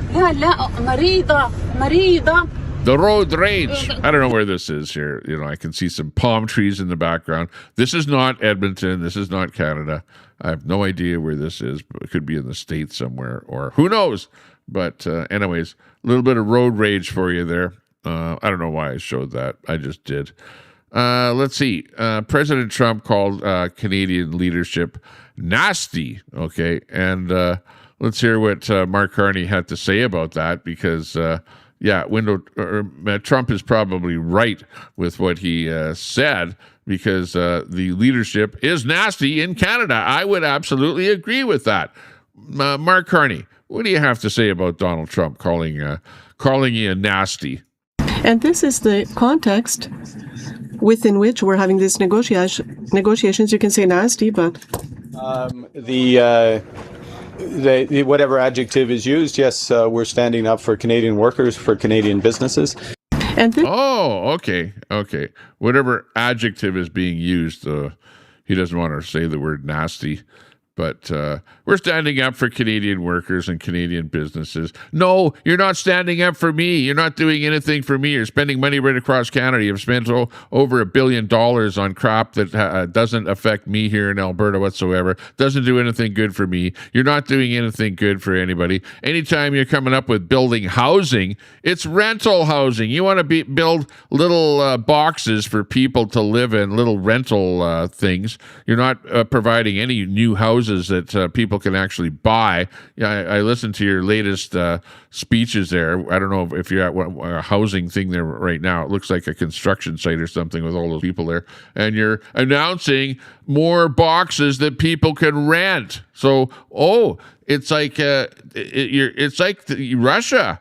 Living in Canada is going to be like Russia, where you can rent a little box off of the government and live in a government subsidized housing for the rest of your life and not move out of there, because otherwise you'll have to go into the private sector, and your rent will be at a normal rate. So you'll live in a little box, and it will be a deteriorating little box, and your whole family will be living in there. And you'll be renting off of Mark Carney. But it's okay, because I would probably bet that Brookfield Corporation has something to do with it, because we know that Brookfield is into modular housing. So little modular housing boxes are going to be built. I want to see what these things actually look like. And it'll be like little ghettos that you can move into, because you know that any kind of government housing is turns into some kind of a ghetto. So that's what Mark Carney has planned for Canadians. So get used to it. If you have a place where you're living right now, good for you. Otherwise, if you don't and you're just a youngster, you're not going to own your own house. So get used to renting a government little subsidized modular box, because that's where we're at here. Let's actually listen to Trump, okay?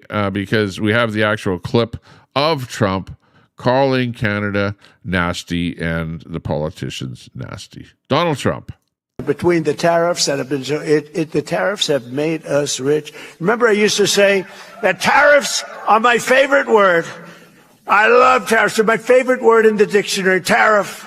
I love tariffs, right? Because we've been screwed by tariffs used against us for years by China, by Japan, by South Korea, by Germany, by everybody, by Canada. Canada's nasty. They are. They're nasty. People nasty. Canada, by everybody, by Canada. Canada's nasty. Everybody, by Canada. Canada's nasty. They are. They're nasty. People think Canada, they're nasty. I love the people, but they're nasty. Nasty leadership. And Mexican people, but they're nasty. Nasty leadership. Nasty. Nasty leadership. Nasty leadership. Nasty leadership. Nasty leadership. And Mexico, they all did it to us. But now that doesn't work anymore, because we turned the table on everybody, and that's why you're seeing numbers like you've never seen before. Between the tariff. There you go. I had to play it over a few times there, just, to emblazon it into your head there. Oh, Trump. Yeah.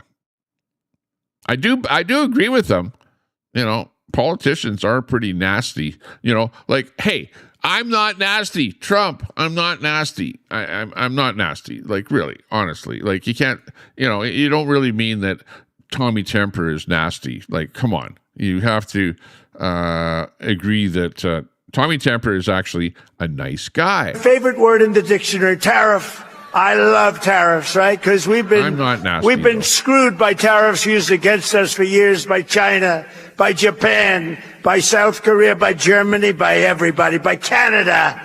Canada's nasty. Well, no. Not Tommy Temper, not me. I'm, come on. Donald. I'm like, hey, I'm like a good fan of yours, kind of like a fanboy, a Trump fanboy. You go, he's mega, Tommy Temper, mega, yeah, right. I like some of the things that you do. I like the fact that you're right wing, and that you're a Republican, and that you're trying to do things for your country to make your country a better place to live in. Really, you have to agree with that, even if you don't like Trump.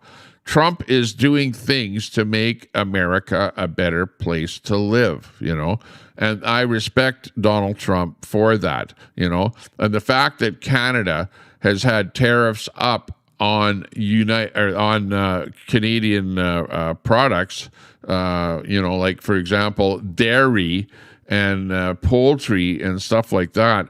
Our tariffs are absolutely ridiculous, and I wish that they would get rid of that dairy cartel in Canada and quit trying to prop the price of it. The price of milk is atrocious right across Canada. Dairy products are very, very expensive in Canada because of the tariffs against producers from other provinces and producers from America. And Americans cannot enter into our market in Canada because of the oppressive tariffs, even as much as 400%. They can bring milk into Canada, very small quantities, but once they reach that limit, then the tariff is 400%. Can you imagine 400%? Who the hell in Canada is going to pay 400% more for milk from the United States? Nobody is, because it's 400% more than what you might pay for milk in Canada here. But the Americans can actually sell milk cheaper than what we buy it for in Canada. It's stupid. It's bad. Trump doesn't like it, and that's part of the reason that Trump has those massive tariffs up on products from Canada, because we're tariffing products coming from the United States. It's tit for tat, right? And we need to get rid of that. But Carney, in his infinite wisdom, actually made a bill to make it illegal to remove the tariffs. He did that as soon as he got in, as he protected that milk cartel with an actual bill in Parliament, which in order to actually make any changes to that, you have to remove that bill in Parliament first. Then you have to go to the cartel and say, the cartel, get rid of that cartel, just have a free market for milk and poultry and be done with that shit. But, that's part of the problem of living here in Canada. And I've seen guys in the Eastern Board of Canada pouring milk down the drain because it's being kept off of the market, because the cartel says producers, you can only produce a certain amount of milk. And if you produce more, then no, you have to pour it down the drain. I've seen videos of people doing that. I've seen a guy trying to sell eggs in Alberta. They're trying to sell chickens in Alberta, and he went to jail. He went to jail for trying to do that, because he's not with that cartel. He's like prohibited from doing that, from that cartel. And people go get fines and all kind of stuff like that. Maybe not doesn't go to jail, but he probably got a fine for doing that. Hey, we got Kinna in the chat there. Kinna, good to see you popping in there. Good to see you there, Kinna. Troy says it's best for allowing free speech in chat and empty bantake even. Yeah, exactly. Well, free speech until somebody doxes. And if somebody doxes me in the chat, then prepare to be banned for a long time. Yeah, like, I used to unban people like after I was live, I would unban people, But now, if anyone is involved in any kind of doxing of me on doing posts on your own timeline, or if you're over in other chats doxing me, or if you're doxing me or anything around me that I don't want put on social media, and you guys know what that means, hey, say my name, Tommy Temper, right? That's who I am online here. And, I don't want my real phone number listed out here. I don't want my real name listed on here. I don't want my wife's name, my kids' names, anything around me, any business names that I'm involved with. I don't want to see any of that stuff. If I see anything like that, you will absolutely be banned on my chat forever. You're never going to come out of the gas tank. When I look in there, I'm going to go, yeah, that guy, Dean Wall, is going to be in there forever. Catamus Rex is going to be in there forever.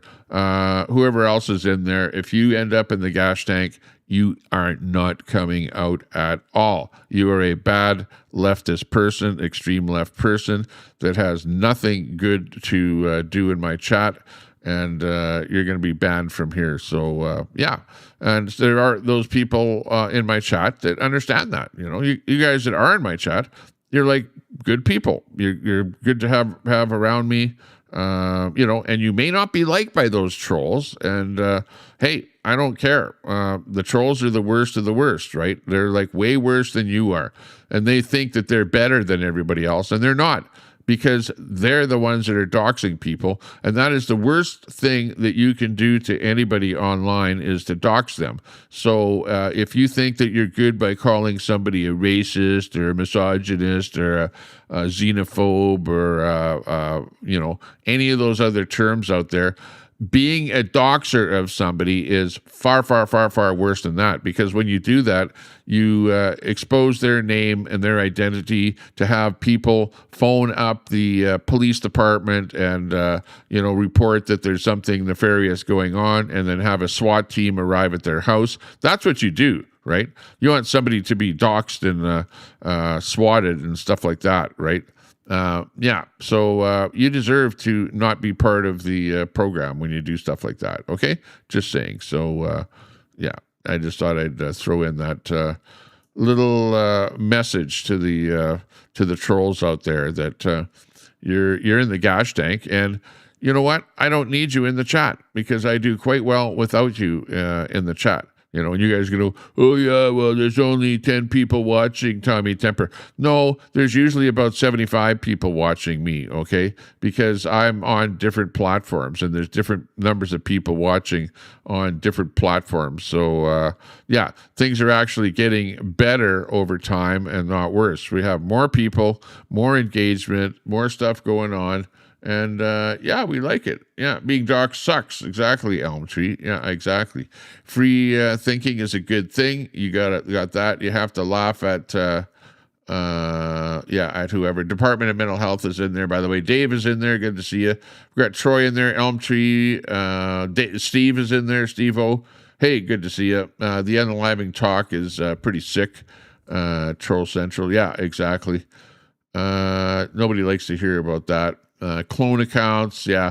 Well, that's what happens is that they can't come in here, so they probably have a alt or something, a clone account, whatever.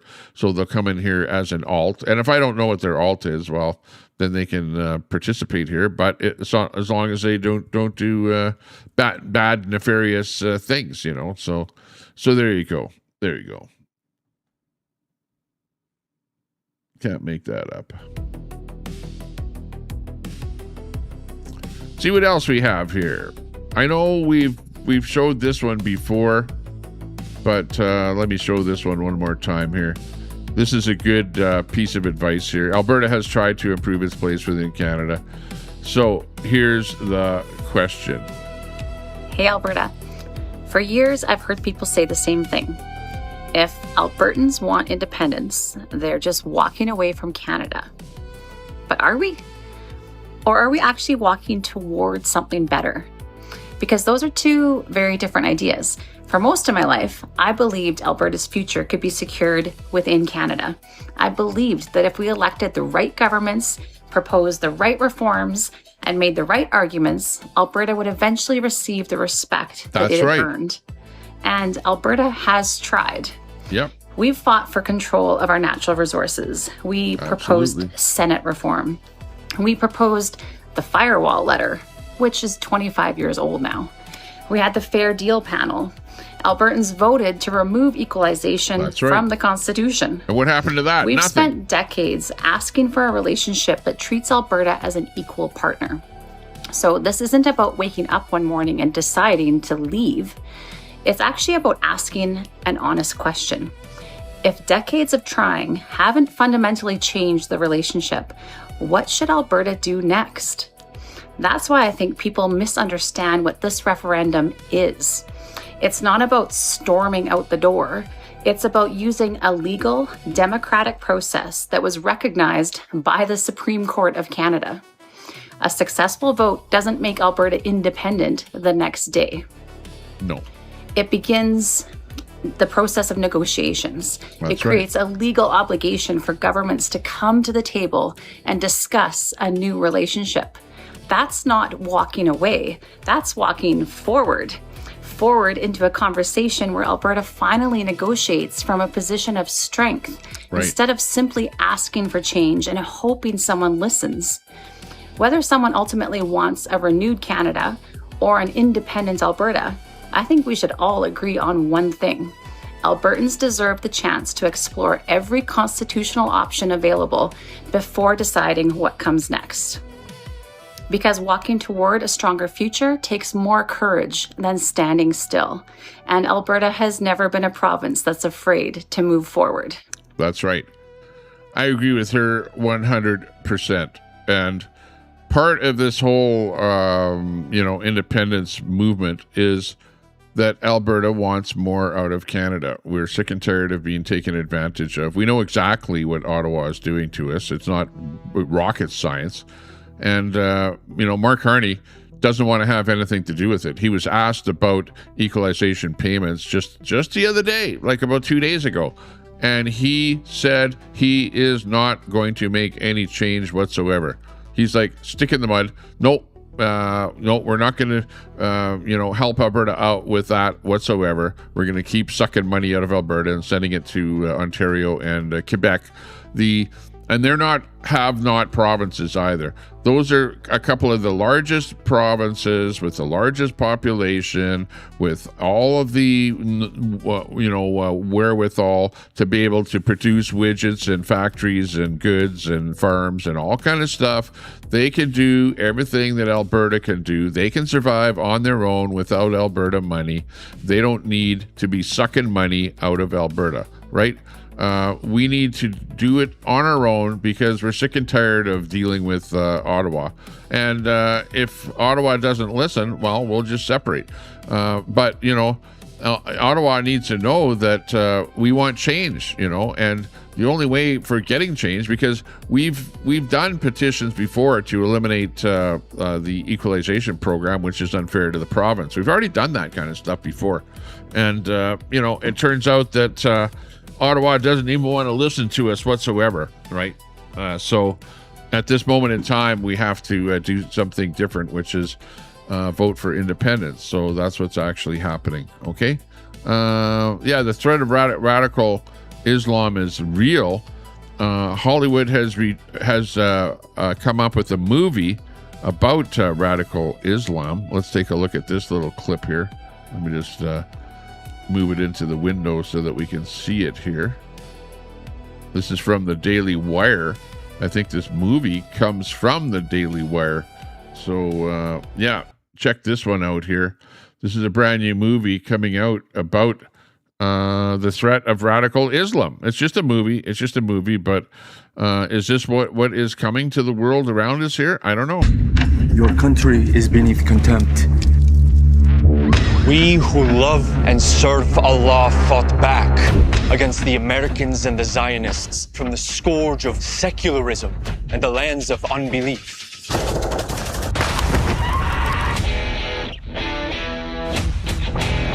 Anyone gonna listen to Captain Saunders tomorrow? The retired Delta Force soldier with a new book out. He's the polar opposite of those brain-dead protesters. Given the current climate, should Clay Saunders even be allowed on campus? Mr. Saunders is a close personal friend of Chancellor Friedman. This is a decision I cannot fight. There are three ways Islam will conquer the West.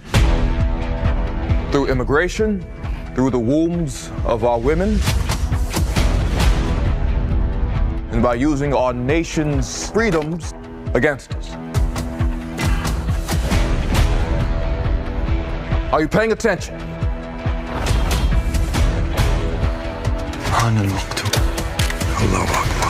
Listen carefully.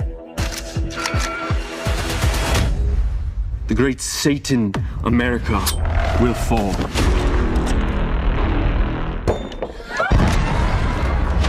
You are infidels. The bodies of women are not pure and the men's souls are unclean. What makes them so dangerous? Their goals are not in this life, but the next. Anyone? I got friends here. I can't just leave. Listen to me! In the law. We cannot run or hide from what is coming.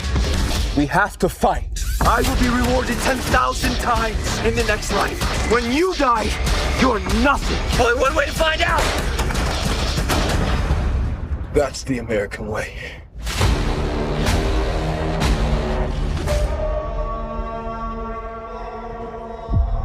Ooh. Premieres September 16th. Who the hell knows where? I know Ayatollah will be watching that one. Yeah. Holy moly. That is the movie that Hollywood did not want to make. Okay. Hollywood stayed away from that movie forever. You'll never see that one in Hollywood. But from the Daily Wire, that movie is premiering. I don't know where, but somewhere in a, probably not a theater near you, but on the internet near you. But I think it is a pretty well-made movie. And, if that's what the future is, of things in North America, it's not looking great. It's not looking great at all. And, I'm fearful, absolutely fearful of things like that actually happening. And, unfortunately, I ran across that and I thought, holy shit, maybe that is what's happening. Here's what's happening in Alberta, in Canada. This is what it looks like. We've got this is what the political spectrum looks like in Canada. The red is the Liberals. You see red, the Liberals? See that, Ontario? So you've got green, the Quebec Bloc Quebec in Quebec there, the green. But you've got far more Liberals voting in Ontario. Then you've got a little bit of stuff happening in Manitoba and Saskatchewan. Manitoba should be orange because it's actually NDP.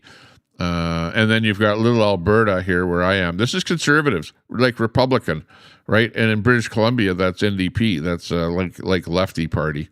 So you got a lefty party in pretty much everywhere else except Alberta. Alberta is the only blue place in Canada. And you see how small that number of votes in there is? Well, it's so hard with being so small to have any kind of a right-wing government in Canada because you've got such a great number of people that are all going to vote Liberal in Ontario. And remember, a lot of those people that vote are new immigrants that come into Canada because they're all voting Liberal, and you've had literally millions and millions of people over the last 10 years come into Canada and are voting Liberal, and they don't give a shit whether the government is good, bad, sideways. If they came into Canada while the Liberals are in power, they are more than likely to vote Liberal. We all know that. I've asked immigrants about that, and that's exactly what they've told me. In fact, I asked one guy that came in when Pierre Elliott Trudeau was in power back in, I don't know, whatever, the 60s or something like that.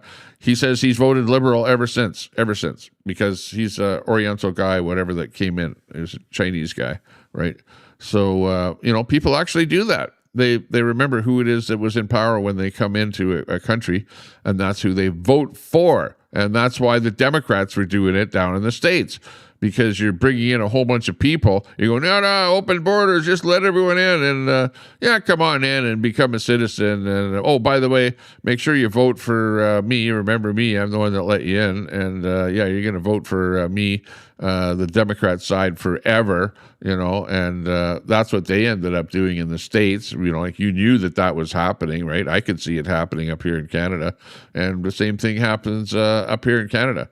So, that's one other reason why Alberta needs to separate, because we are like a blue sea in the province of Alberta of Conservatives. And there are very few Conservatives elsewhere in Canada.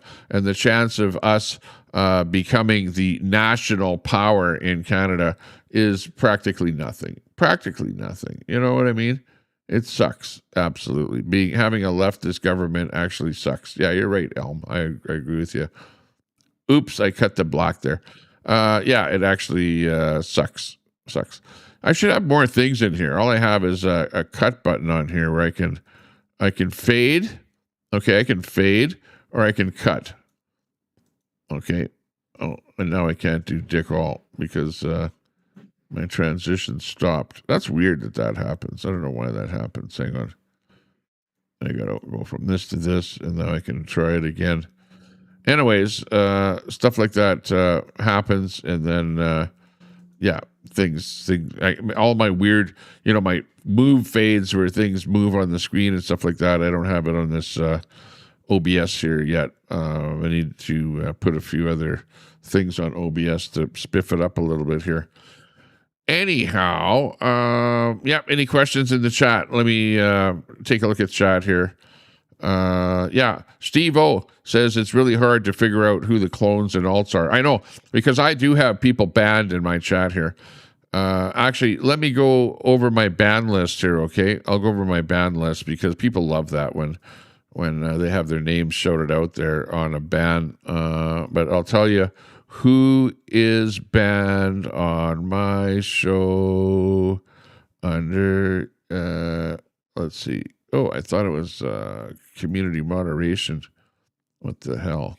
How come I don't have any of that in here? Oh, there's my banned word list. I have the N-word is banned, Nazis banned, a bunch of variations of the N-word, pedo-type words are banned in my chat. Racism, racist is banned. Yeah, those are good ones there. Very good, very good. Let's see. Where are my people? Where are the people that are banned in my chat? I want to see that. I don't see it. It's weird. Permissions. Yeah, we got that.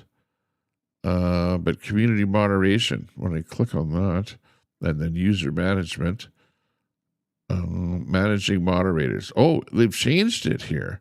Hidden users managed. I got to do a second click to get in there. Okay, this is who is hidden in my chat. Edward Cam, Barbara Garcia, JFK, Alberta Freedom Jenny. I wonder why Alberta Freedom Jenny is banned. I have no idea why that particular person is banned, but you're banned. Crime in America is banned. Crime in America is banned. G is banned. Admiral Red. Oh, why are you banned? You shouldn't be banned. I'll remove you from that one. No Diggity is banned. Kangaroo Pouch is banned. Charles is banned. Queenie is banned. Cadamus Rex is banned. Here, let me pull Red out of the tank there. I don't know how he got in the tank there. But anyways, let me save that now. Oh, they changed it. They changed it a little bit there now. So once you click into moderation, then you have to click another step in there to find out who is a moderator, who's a special moderator, who's banned, who's this, who's that, who's the other thing. They've kind of put it into different folders there now so that you have to click more to get in there. But anyways, those are the people that are banned. Some of those people that are in there, like there was an Alberta person. I don't know why they got banned in there. Alberta Independence person. That's pretty weird. But anyways, they're in there. Let's see. Kinna.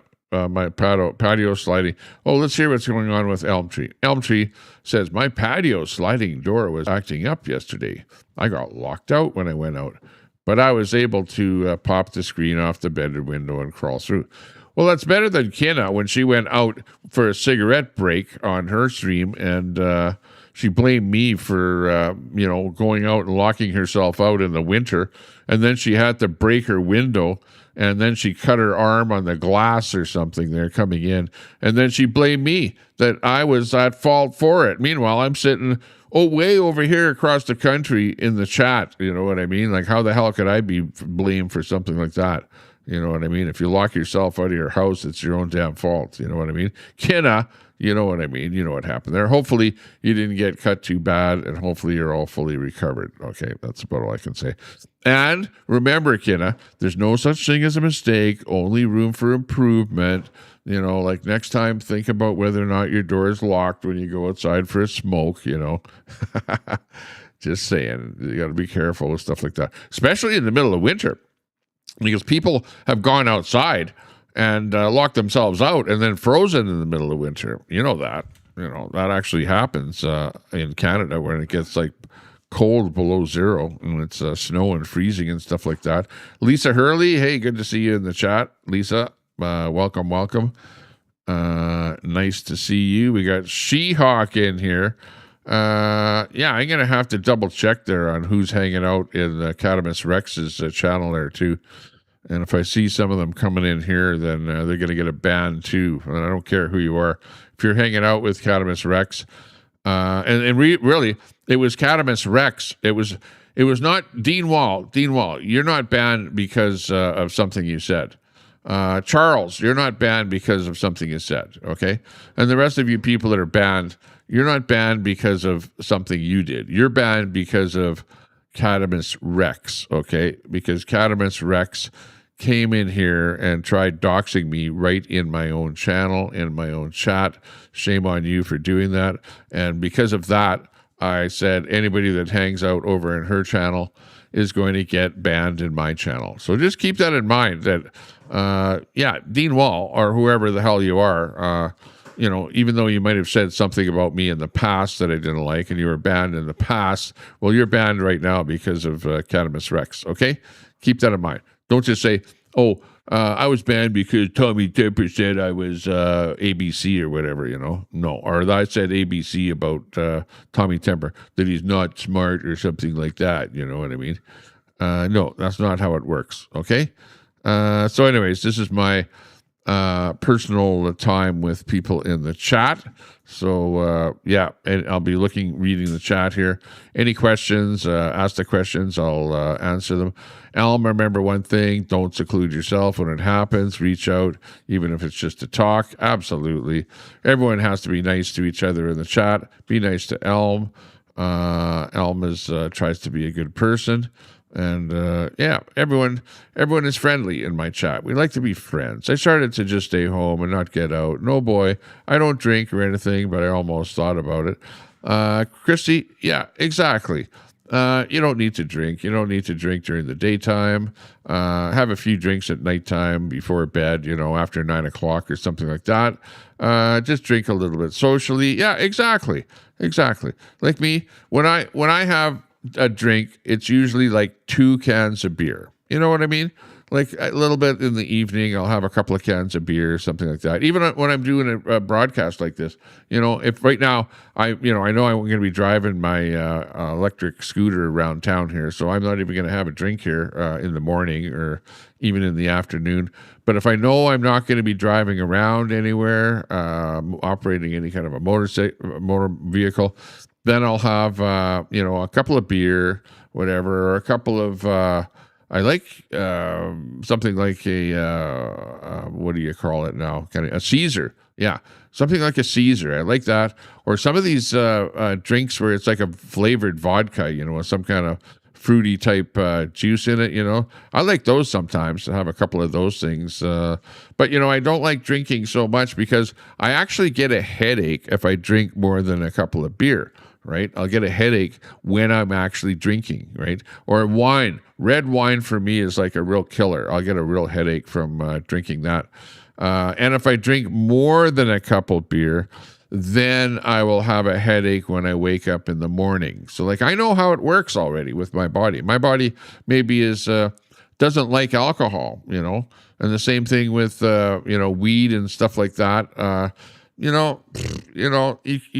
can smoke it or whatever and do it, and you feel like you're in a different world while you're doing it, and okay, but overall, it's not good for your body. If you're younger, you can probably do it and get away with it, but that every time you do it, it's going to take away from years on your life, So I would say that if you're a younger person, try not to do a lot of, drugs or, smoking D or whatever, or drinking booze, try and do it to a minimum, because it is absolutely reducing the number of years that you're going to be here on this planet. I know people that have smoked and drank that are dead today. Right?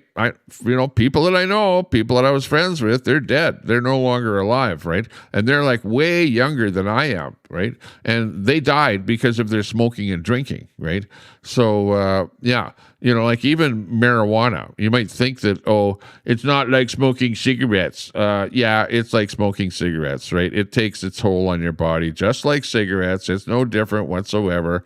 Even vaping will it'll take the toll on your lungs, and I would say that vaping is probably better than smoking, because you get the carcinogen from the leaves and stuff like that, from smoking stuff, which is way worse than the vape. But the vape, it will absolutely take the toll on your lungs, and you'll be feeling it. It's okay when you first start it, but when you keep doing it for a while, it will just take its toll.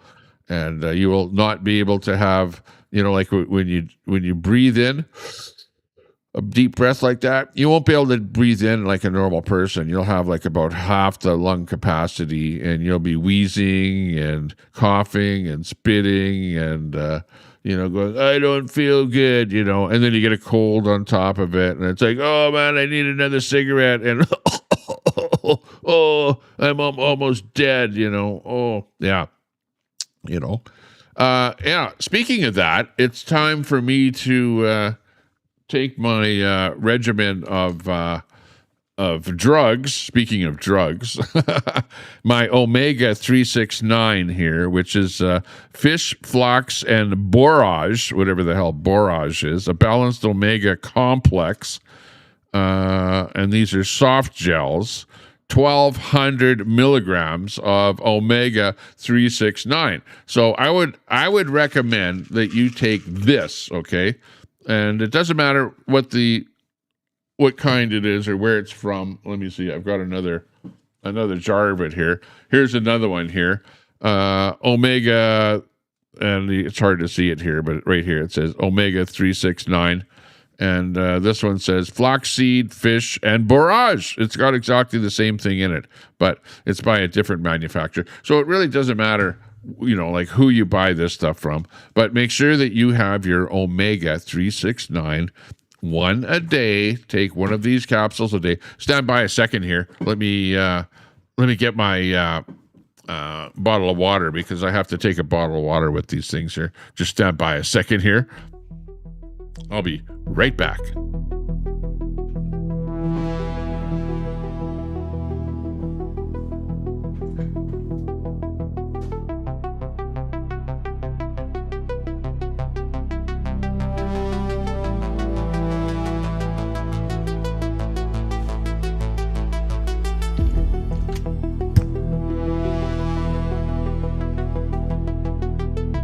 Okay, so on the Tommy Temper Show, I want you to, right now, go over and grab your bottles of vitamins, and let's take our vitamins together here, okay? On the show, we'll take our vitamins together.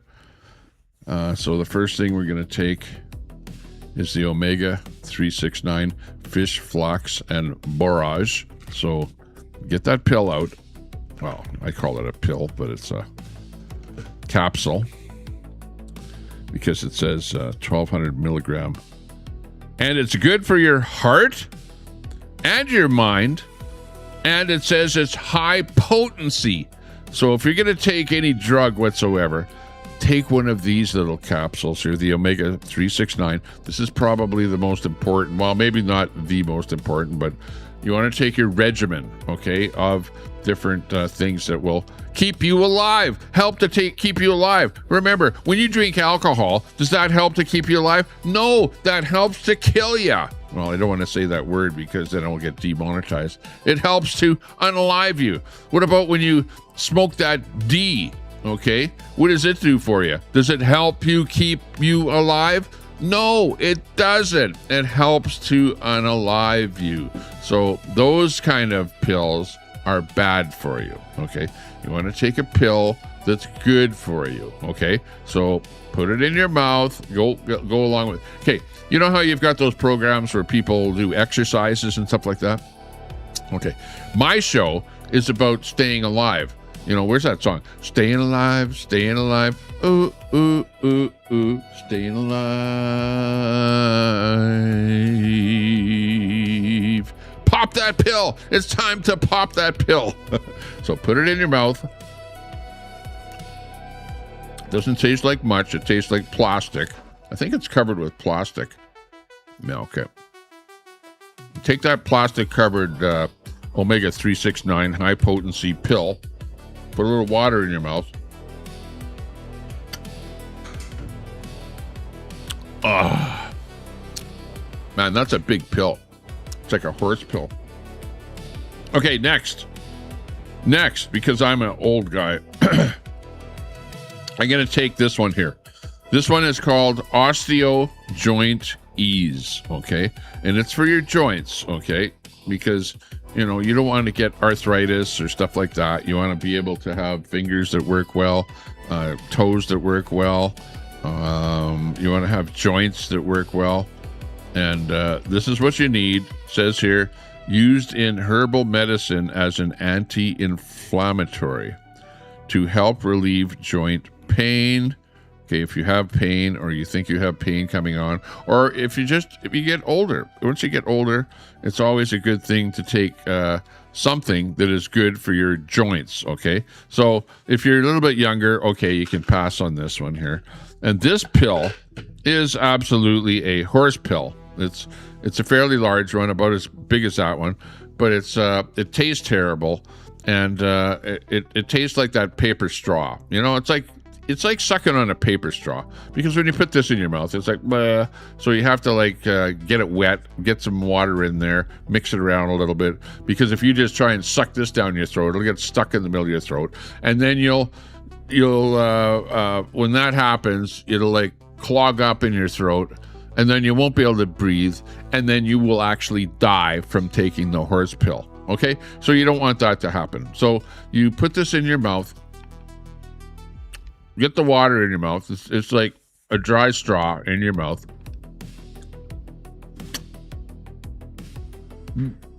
Get the water.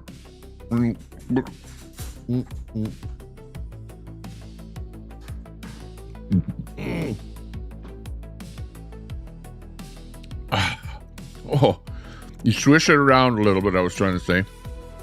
It didn't work out well because I spit on my nice new t-shirt here. I hate when that happens. And that's the problem with wearing white, is that any little thing that gets on it, like I was drinking my coffee the other day with a white shirt, and I dribbled some coffee on my shirt, and I go, oh no, and then the thing is on all day long. It looks like I'm an idiot that has food and crap like that on the front of me. Wearing white is terrible. That's why I like wearing black shirts, right? Because you can dribble whatever the hell you want on a black shirt and you don't see it. But a white shirt, it shows everything. So I'm wearing that white shirt, and I just spit all over it there from that pill. So thank you very much. That didn't work out too well. But that's like trying to trying to swallow a paper straw. That's like freaking a horse pill. You like your microdose capsules? Yeah, of what? Mushrooms? Okay. Okay, next up is it's called Centrum here. It's Centrum. I'm not advertising any particular thing, but it says here it's for men and it's for older men. Okay, and if you're a woman, you could probably get one of these that is for a woman. And it's got printing on here that is so freaking small. Oh, maybe the camera can see it here. Hang on. No, the camera doesn't even want to zoom in on it. Zoom in on it. Camera. Zoom. No, the camera doesn't want to zoom in it, so forget about that.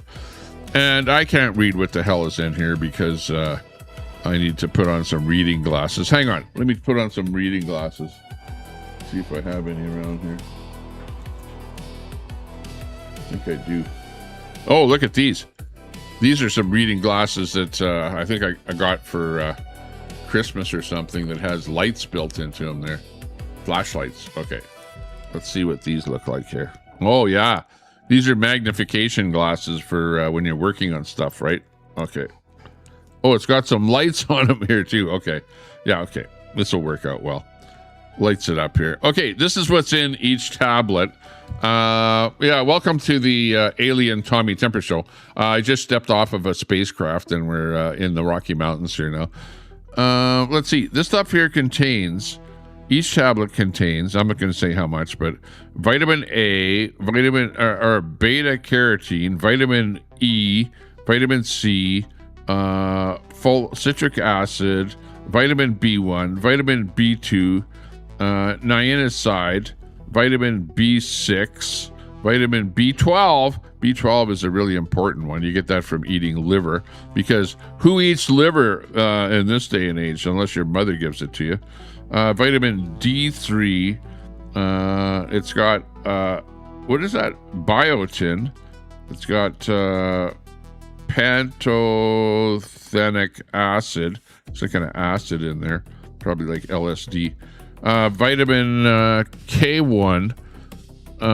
It's also got some minerals in there. It's got calcium, iodine, iron, magnesium, copper, manganese, chromium, selenium, zinc, molybdenum, sodium molybdenate, and it also has other ingredients. It's got lutein and lycopene, whatever the hell that shit is. But anyways, it's got a lot of crap in there that it's apparently good for older people. Take 1 tablet daily. Take with food a few hours before or after taking other medications or natural health products. Well, I'm not doing that because I'm taking it at the same time as the other crap that I just took. Let's see. Store at room temperature. Protect from moisture. Bottle mouth sealed for package security. Keep out of reach of children. Oh my God. This could probably kill a child if they took it because it's got so many different chemicals in there that it's like a chemical compound in there. Holy shit, I didn't even read this thing before. I just looked at it and I couldn't read it because the print is so freaking small. But it's a complete multivitamin and mineral supplement. So I've always said this. Okay, people say, well, I'm going to take a vitamin, take a vitamin C or whatever, No, you need more than that. You need minerals and vitamins. You need both. And you especially need those minerals because a lot of people, did that thing turn off? Yeah, that's weird. I pushed the button and those lights came on. Those are actually pretty good light. Get these. These are good. These are magnification glasses. Helps you to see. And it's got a button here on the side where you can turn on those lights and, like spy lights, whatever. You know how they have cameras on those glasses now? Yeah, well, this pair of glasses has lights on it. I got that, I think, for Christmas. So somebody was thinking that, Tommy Temper is actually half blind and needs some reading glasses or whatever. Those ones are for when you're working on small stuff. And Troy, this one is the little blue pill. Okay, so whatever this has in it, they've colorized this one blue for whatever reason. And this pill, I'm calling it a pill, but it's whatever, a capsule pill. When I say pill, it makes it sound like it's some kind of medication or something, but it's not medication. This is a little blue pill. And I know you guys make fun of it when I go and show this one here. You go, yeah, the little blue Tommy. Hey, Tommy's taking the little blue pill. Yes, I am taking the little blue pill. Okay. And by the way, my wife is arriving back here again because my wife returns to the city because she has an older mother that she helps. She helps her mother. Her mother is in an old age home and she goes there. She buys stuff for her. She's like forever needing stuff. She needs to go for appointments and stuff like that. So she takes her to appointments. So when she's not in Sylvan Lake here with me, my wife is in Edmonton helping her elderly mother, which is great that she does that, and my parents are no longer alive, so I don't need to help them. But when they were alive, I helped them because they would phone me all the time and to get me to drive them here, drive them there, whatever, and she has trouble even getting into an Uber or stuff like that, so she needs assistance going places, wheelchair and stuff like that, but anyways, she's due here later today.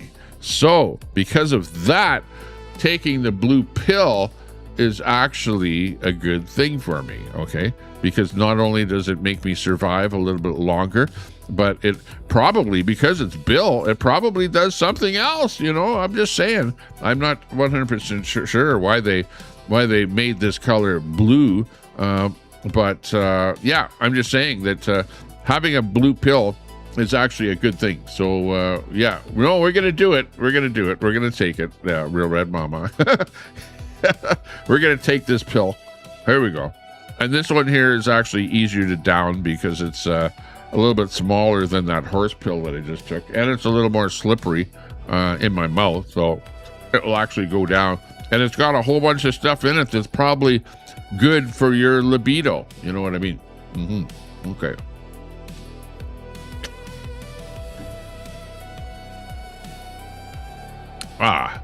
Okay. Now that one did have some vitamin C in it and D and stuff like that, but because it was such a small pill, it didn't have too much of that stuff in it, right? So, for that reason, I need to up my vitamin C and D by taking the vitamin C and D, which is in this little container.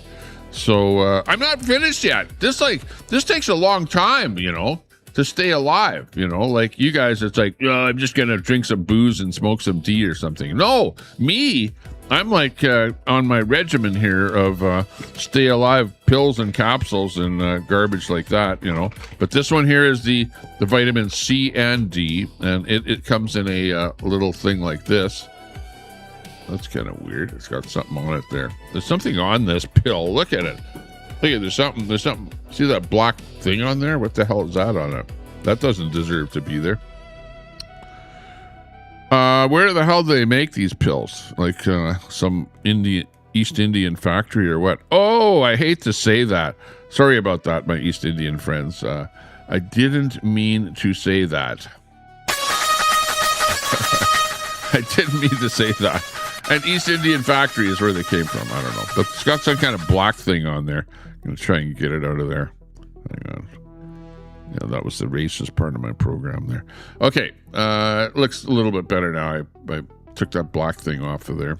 Why the hell would a CD pill have something like that in it? What kind of factory do they make this in? Anyways. Okay. We're going to eat it. What does it taste like? Tastes pretty good. It's a chewable. It's good. It is. It's good. It's great. Okay, boomer. Hey, we're still alive though. That's the main thing. Relax. Okay. So that one is a chewable. It actually tastes good. Tastes like an orange. Okay, so now I'm going to take 500 milligrams of vitamin C. And why I'm taking this, I don't know. I have no reason for taking this. Because I just took the vitamin C and D. But this is 500 milligrams of vitamin C is coming up next. So I'm going to have one of these. And why am I eating this?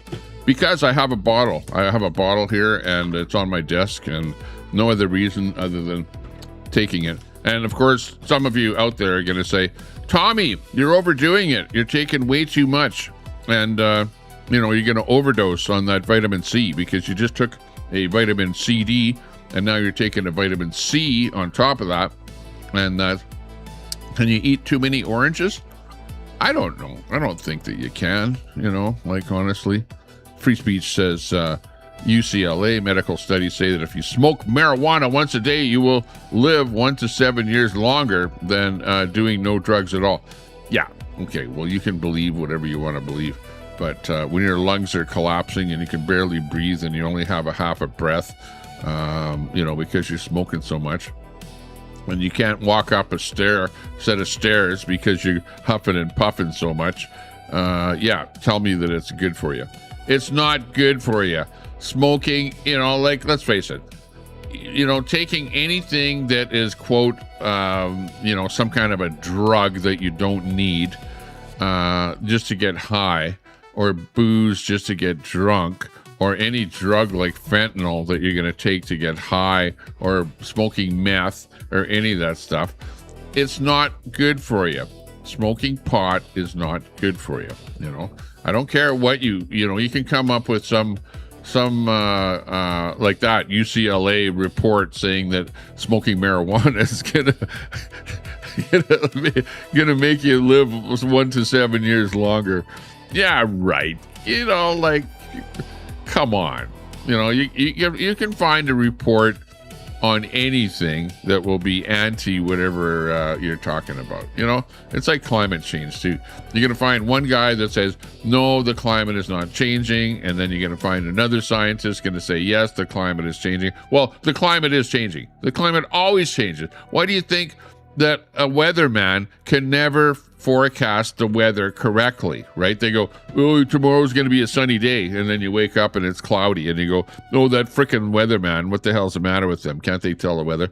You know, it's because it's changing all the time. And even the weatherman can't properly forecast the weather. Why? Because weather is changing. The climate is changing. It's always changing. It's always changing, right? There is no such thing as the climate is standing still. Do you remember when they were saying that that it's getting colder? Remember that it was, or that it was warming, and they couldn't make up their mind whether the planet was getting hotter or getting colder, and all the climates were all not the climate, but the scientists were all fighting over whether the climate was getting hotter or colder. Yeah. Anyways, here's my vitamin C, and I'm going to take the vitamin C now. And it tastes like an orange. It's a chewable. I'm just going to chew it here. It's good. Elm tree. The munchies. You don't eat oranges when you have the munchies. You eat potato chips. Come on. What do? Go to the 7-Eleven to buy oranges or bananas? No. You buy a bag of chips and a bottle of Coke. That was good. Tasted like eating an orange. And that was 500 milligrams of vitamin C out of this bottle here. Tasted like peach. What does it say? Peche. Juicy white peach is what it tastes like. Maybe it actually came from a juicy white peach. I don't know. But, hang on. Here it is. Let's see. I'll hold that up to you there. You can see the peaches on the thing here. So, I don't know. Maybe it came from a peach and not an orange. This kind of tastes like a peach. Okay, next up, because we're still not finished the vitamin mineral regimen here yet. No, it goes on forever. And this one here is the zinc lozenge.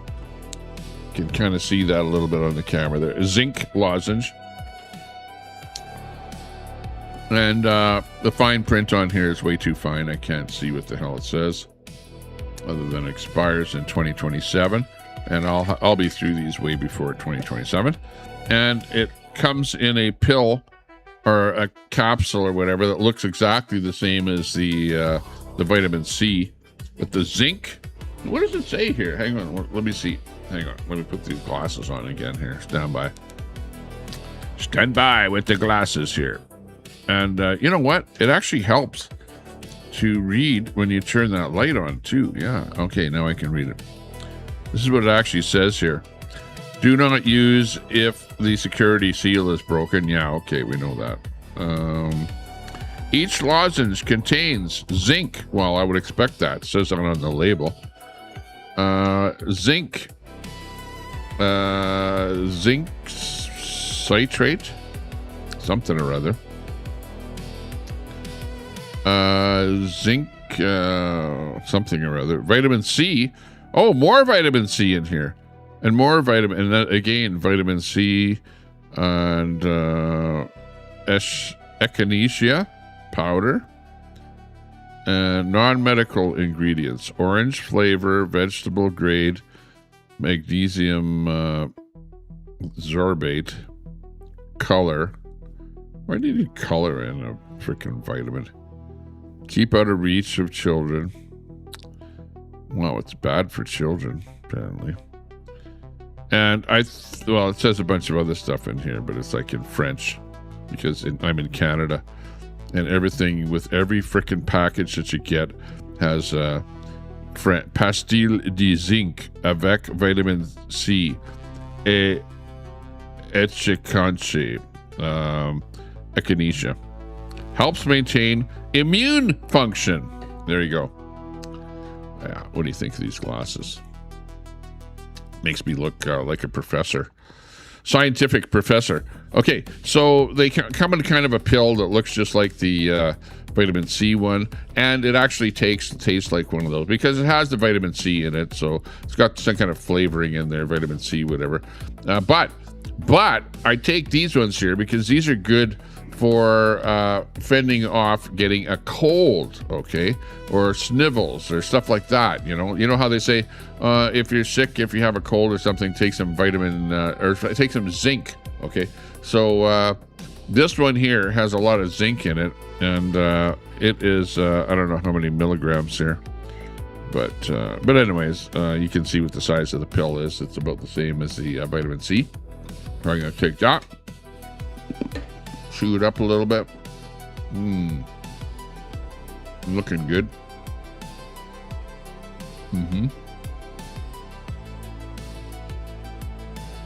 Great. A little bit of water.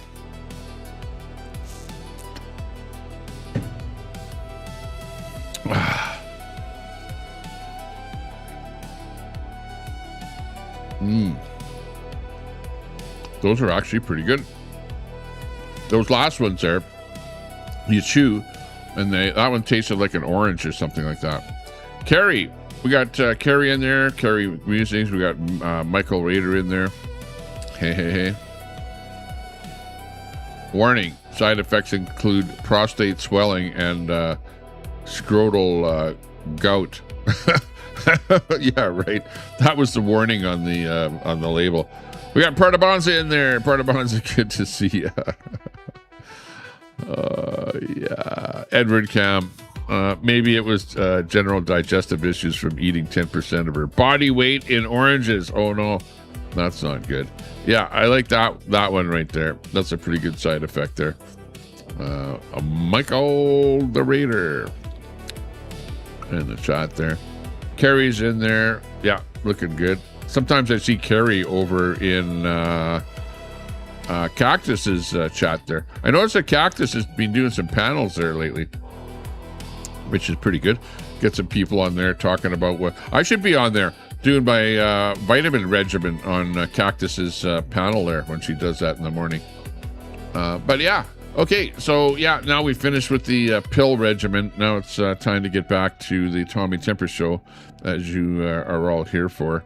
And you know that I've got other crap here that we haven't shown you here yet. Oh, we've got this one here. It's a little meme about Canada. Canada? We can't do that because we're in Canada. Where's Canada?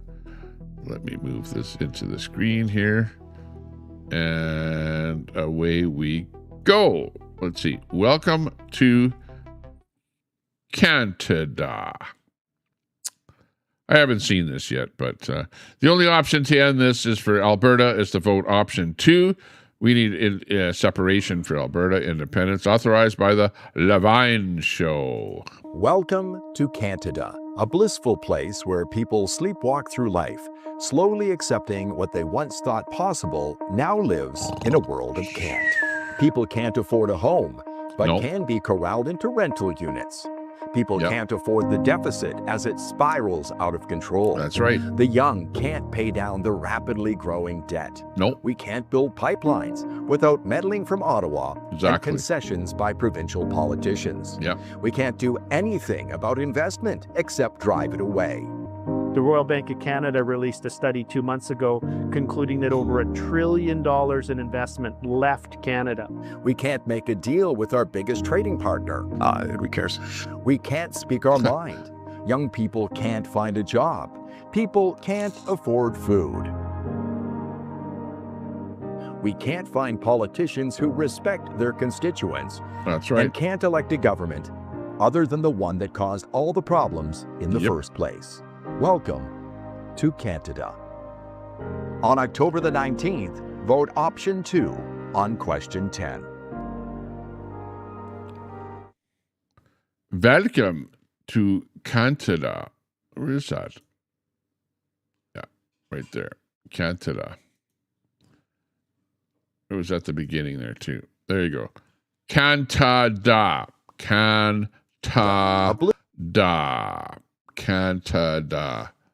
Because we can't do anything in Canada because we have the federal government that tells us what kind of diaper to wear and where to go and how to do it and controls your entire life.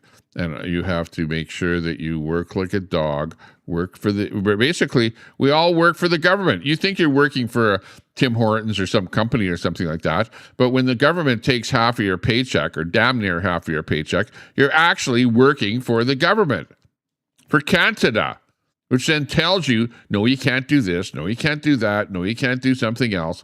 Yeah, it's all no. And that's why we need Alberta independence. Alberta independence is the only way out. There you go. Okay? Who says that I'm not supporting Alberta independence? I should be the number one guy on the internet supporting independence. You know what I mean? Like, that's all I do is talk about the fact that we're screwed here in Canada and that the only way out is to vote our way out, you know. And Elm Tree, you can move over here to Alberta. Come on, move over here. Cannabis Rex, move over here to Alberta. Everyone's welcome to move over to Alberta because when we become an independent country, it will be lovely, it will be blissful, it'll be the best thing since sliced bread. We'll be having a great time. Yeah, where's my Trump hairdo here? Hang on, let me put on my Trump hairdo. Yeah, it'll be absolutely great. It'll be a great province. Alberta will be the greatest place to live. So I want all of you to come on over to Alberta and make sure you move in here and become an Albertan because we're going to be living in the greatest place on earth, okay? So come on over. You're welcome here in Canada. RV, you came over to Alberta. Make sure you stay in Alberta. Don't go anywhere far, okay? There's lots of jobs here. This is the land of milk and honey, and this is where everything happens in Canada, okay? We're providing the money for the rest of Canada. So, yeah, when we separate, guess what? That money will be no longer going to Canada. You guys will be living in a hellhole, and we'll be living on the top of the hog here in the top of the mountain here in Alberta. And believe me, you know, you're going to go, oh, well, those Rocky Mountains are going to belong to the federal government. Believe me, there are lots of Rocky Mountains in Alberta that are not in the federal part of the parks. Okay, Abraham Lake, for example. I did a video over there with mountains in the background. Oops, sorry for spitting. I didn't mean that. Hang on, let me have a drink.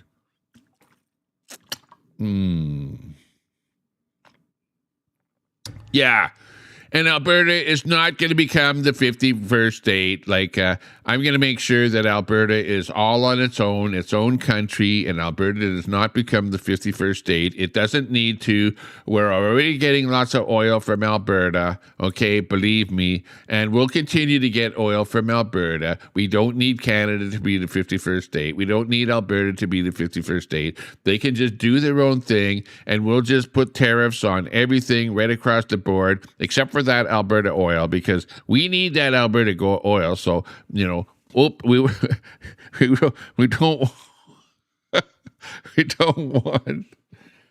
don't want to tariff that Alberta oil because that would just be stupid. Okay, it ain't gonna happen. Okay. Anyways, yeah. Oh man. Okay, boomer. Oh, yeah, I know. Okay, let's just move on.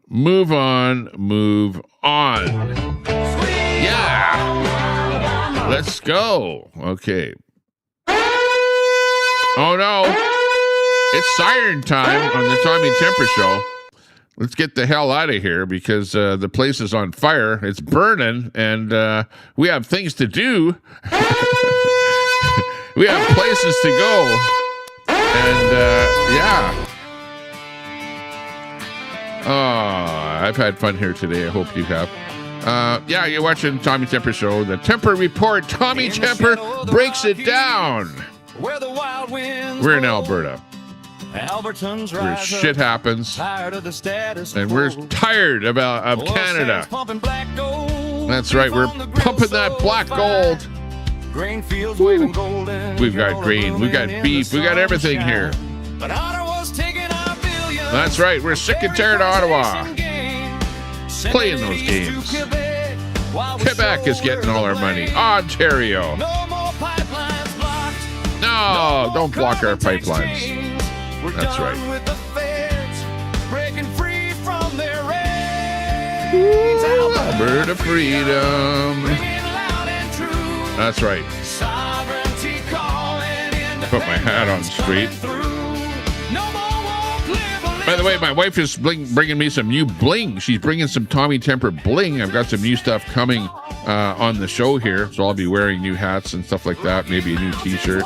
We'll see what happens. I don't know what she's bringing, but we'll find out. So we're looking forward to my wife showing up here, driving in from Edmonton, and joining us here in Sylvan Lake, at the lake. At the lake, I said, at the lake, faded in. I'm the producer of my own show, so I have to tell myself what to do, you know. I don't have anybody, you know, that can go, hey, dude, push the button.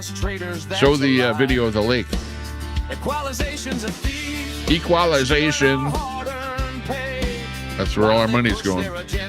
Bachelor. You want a bachelor apartment? Yeah, it's all you can afford. Rental, Canadian rental. You're gonna get a Mark Carney bachelor box, modular housing. That's what we're looking forward to in Canada.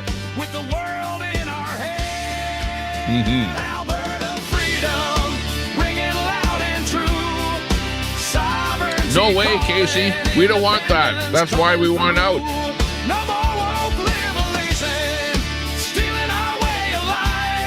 Albertans stand tall, cut loose from the strife. Rocky Mountains watching. You bet. As we claim our own land, freedom for our families. With That's right. Alberta freedom. Let the anthems roll. We're building our nation. Loving it. Bum, bum, bum, bum. Oh, yeah. It's illegal, but self-determination's all right. Like Ukraine from the As you all well know, I wrote that song, and I've got people asking me, where can I get that song? Where can I get the copy of that song? You can't, because it's only my song on the Tommy Temper Show. This is the only place that you'll hear it. It is nowhere else on the planet Earth. Only here. Like I say, I wrote the words to this song and put it to music, and it tells the story exactly of how we feel in Alberta here. Honestly. Really. So, if you want to hear the song, sub to my channel, give us a sub, give us a thumbs up. I didn't even give the video a thumbs up here. Let's do it all together. Hit that thumbs up button. Woo! Yeah, we got about 75 people watching. We're watching on Kick, Facebook, Tommy Temper Show on YouTube, and other YouTube channels on Twitch, on X. Thanks a lot, everyone. Appreciate your company. Christy, have a good Friday. Have a good weekend. Party it up a little bit. Have some fun. Wow. Be happy that you're alive. Don't be negative. Be positive. Treat your friends with respect. Even your enemies, okay? Keep your enemies close. Keep your friends close, but keep your enemies closer. That's right. Even like your woke friends. Exactly. Stay woke. Railroaded. Happy Friday. Well, you can always rewind it. Do a rewind if you missed it. And get your vitamins and minerals out. Get ready and make sure you can take them with me and with the show, okay? Next time. Woohoo! Loving it. Loving Alberta. Loving you guys all over the place, wherever you might be. You guys have a good life. Take care. Roll.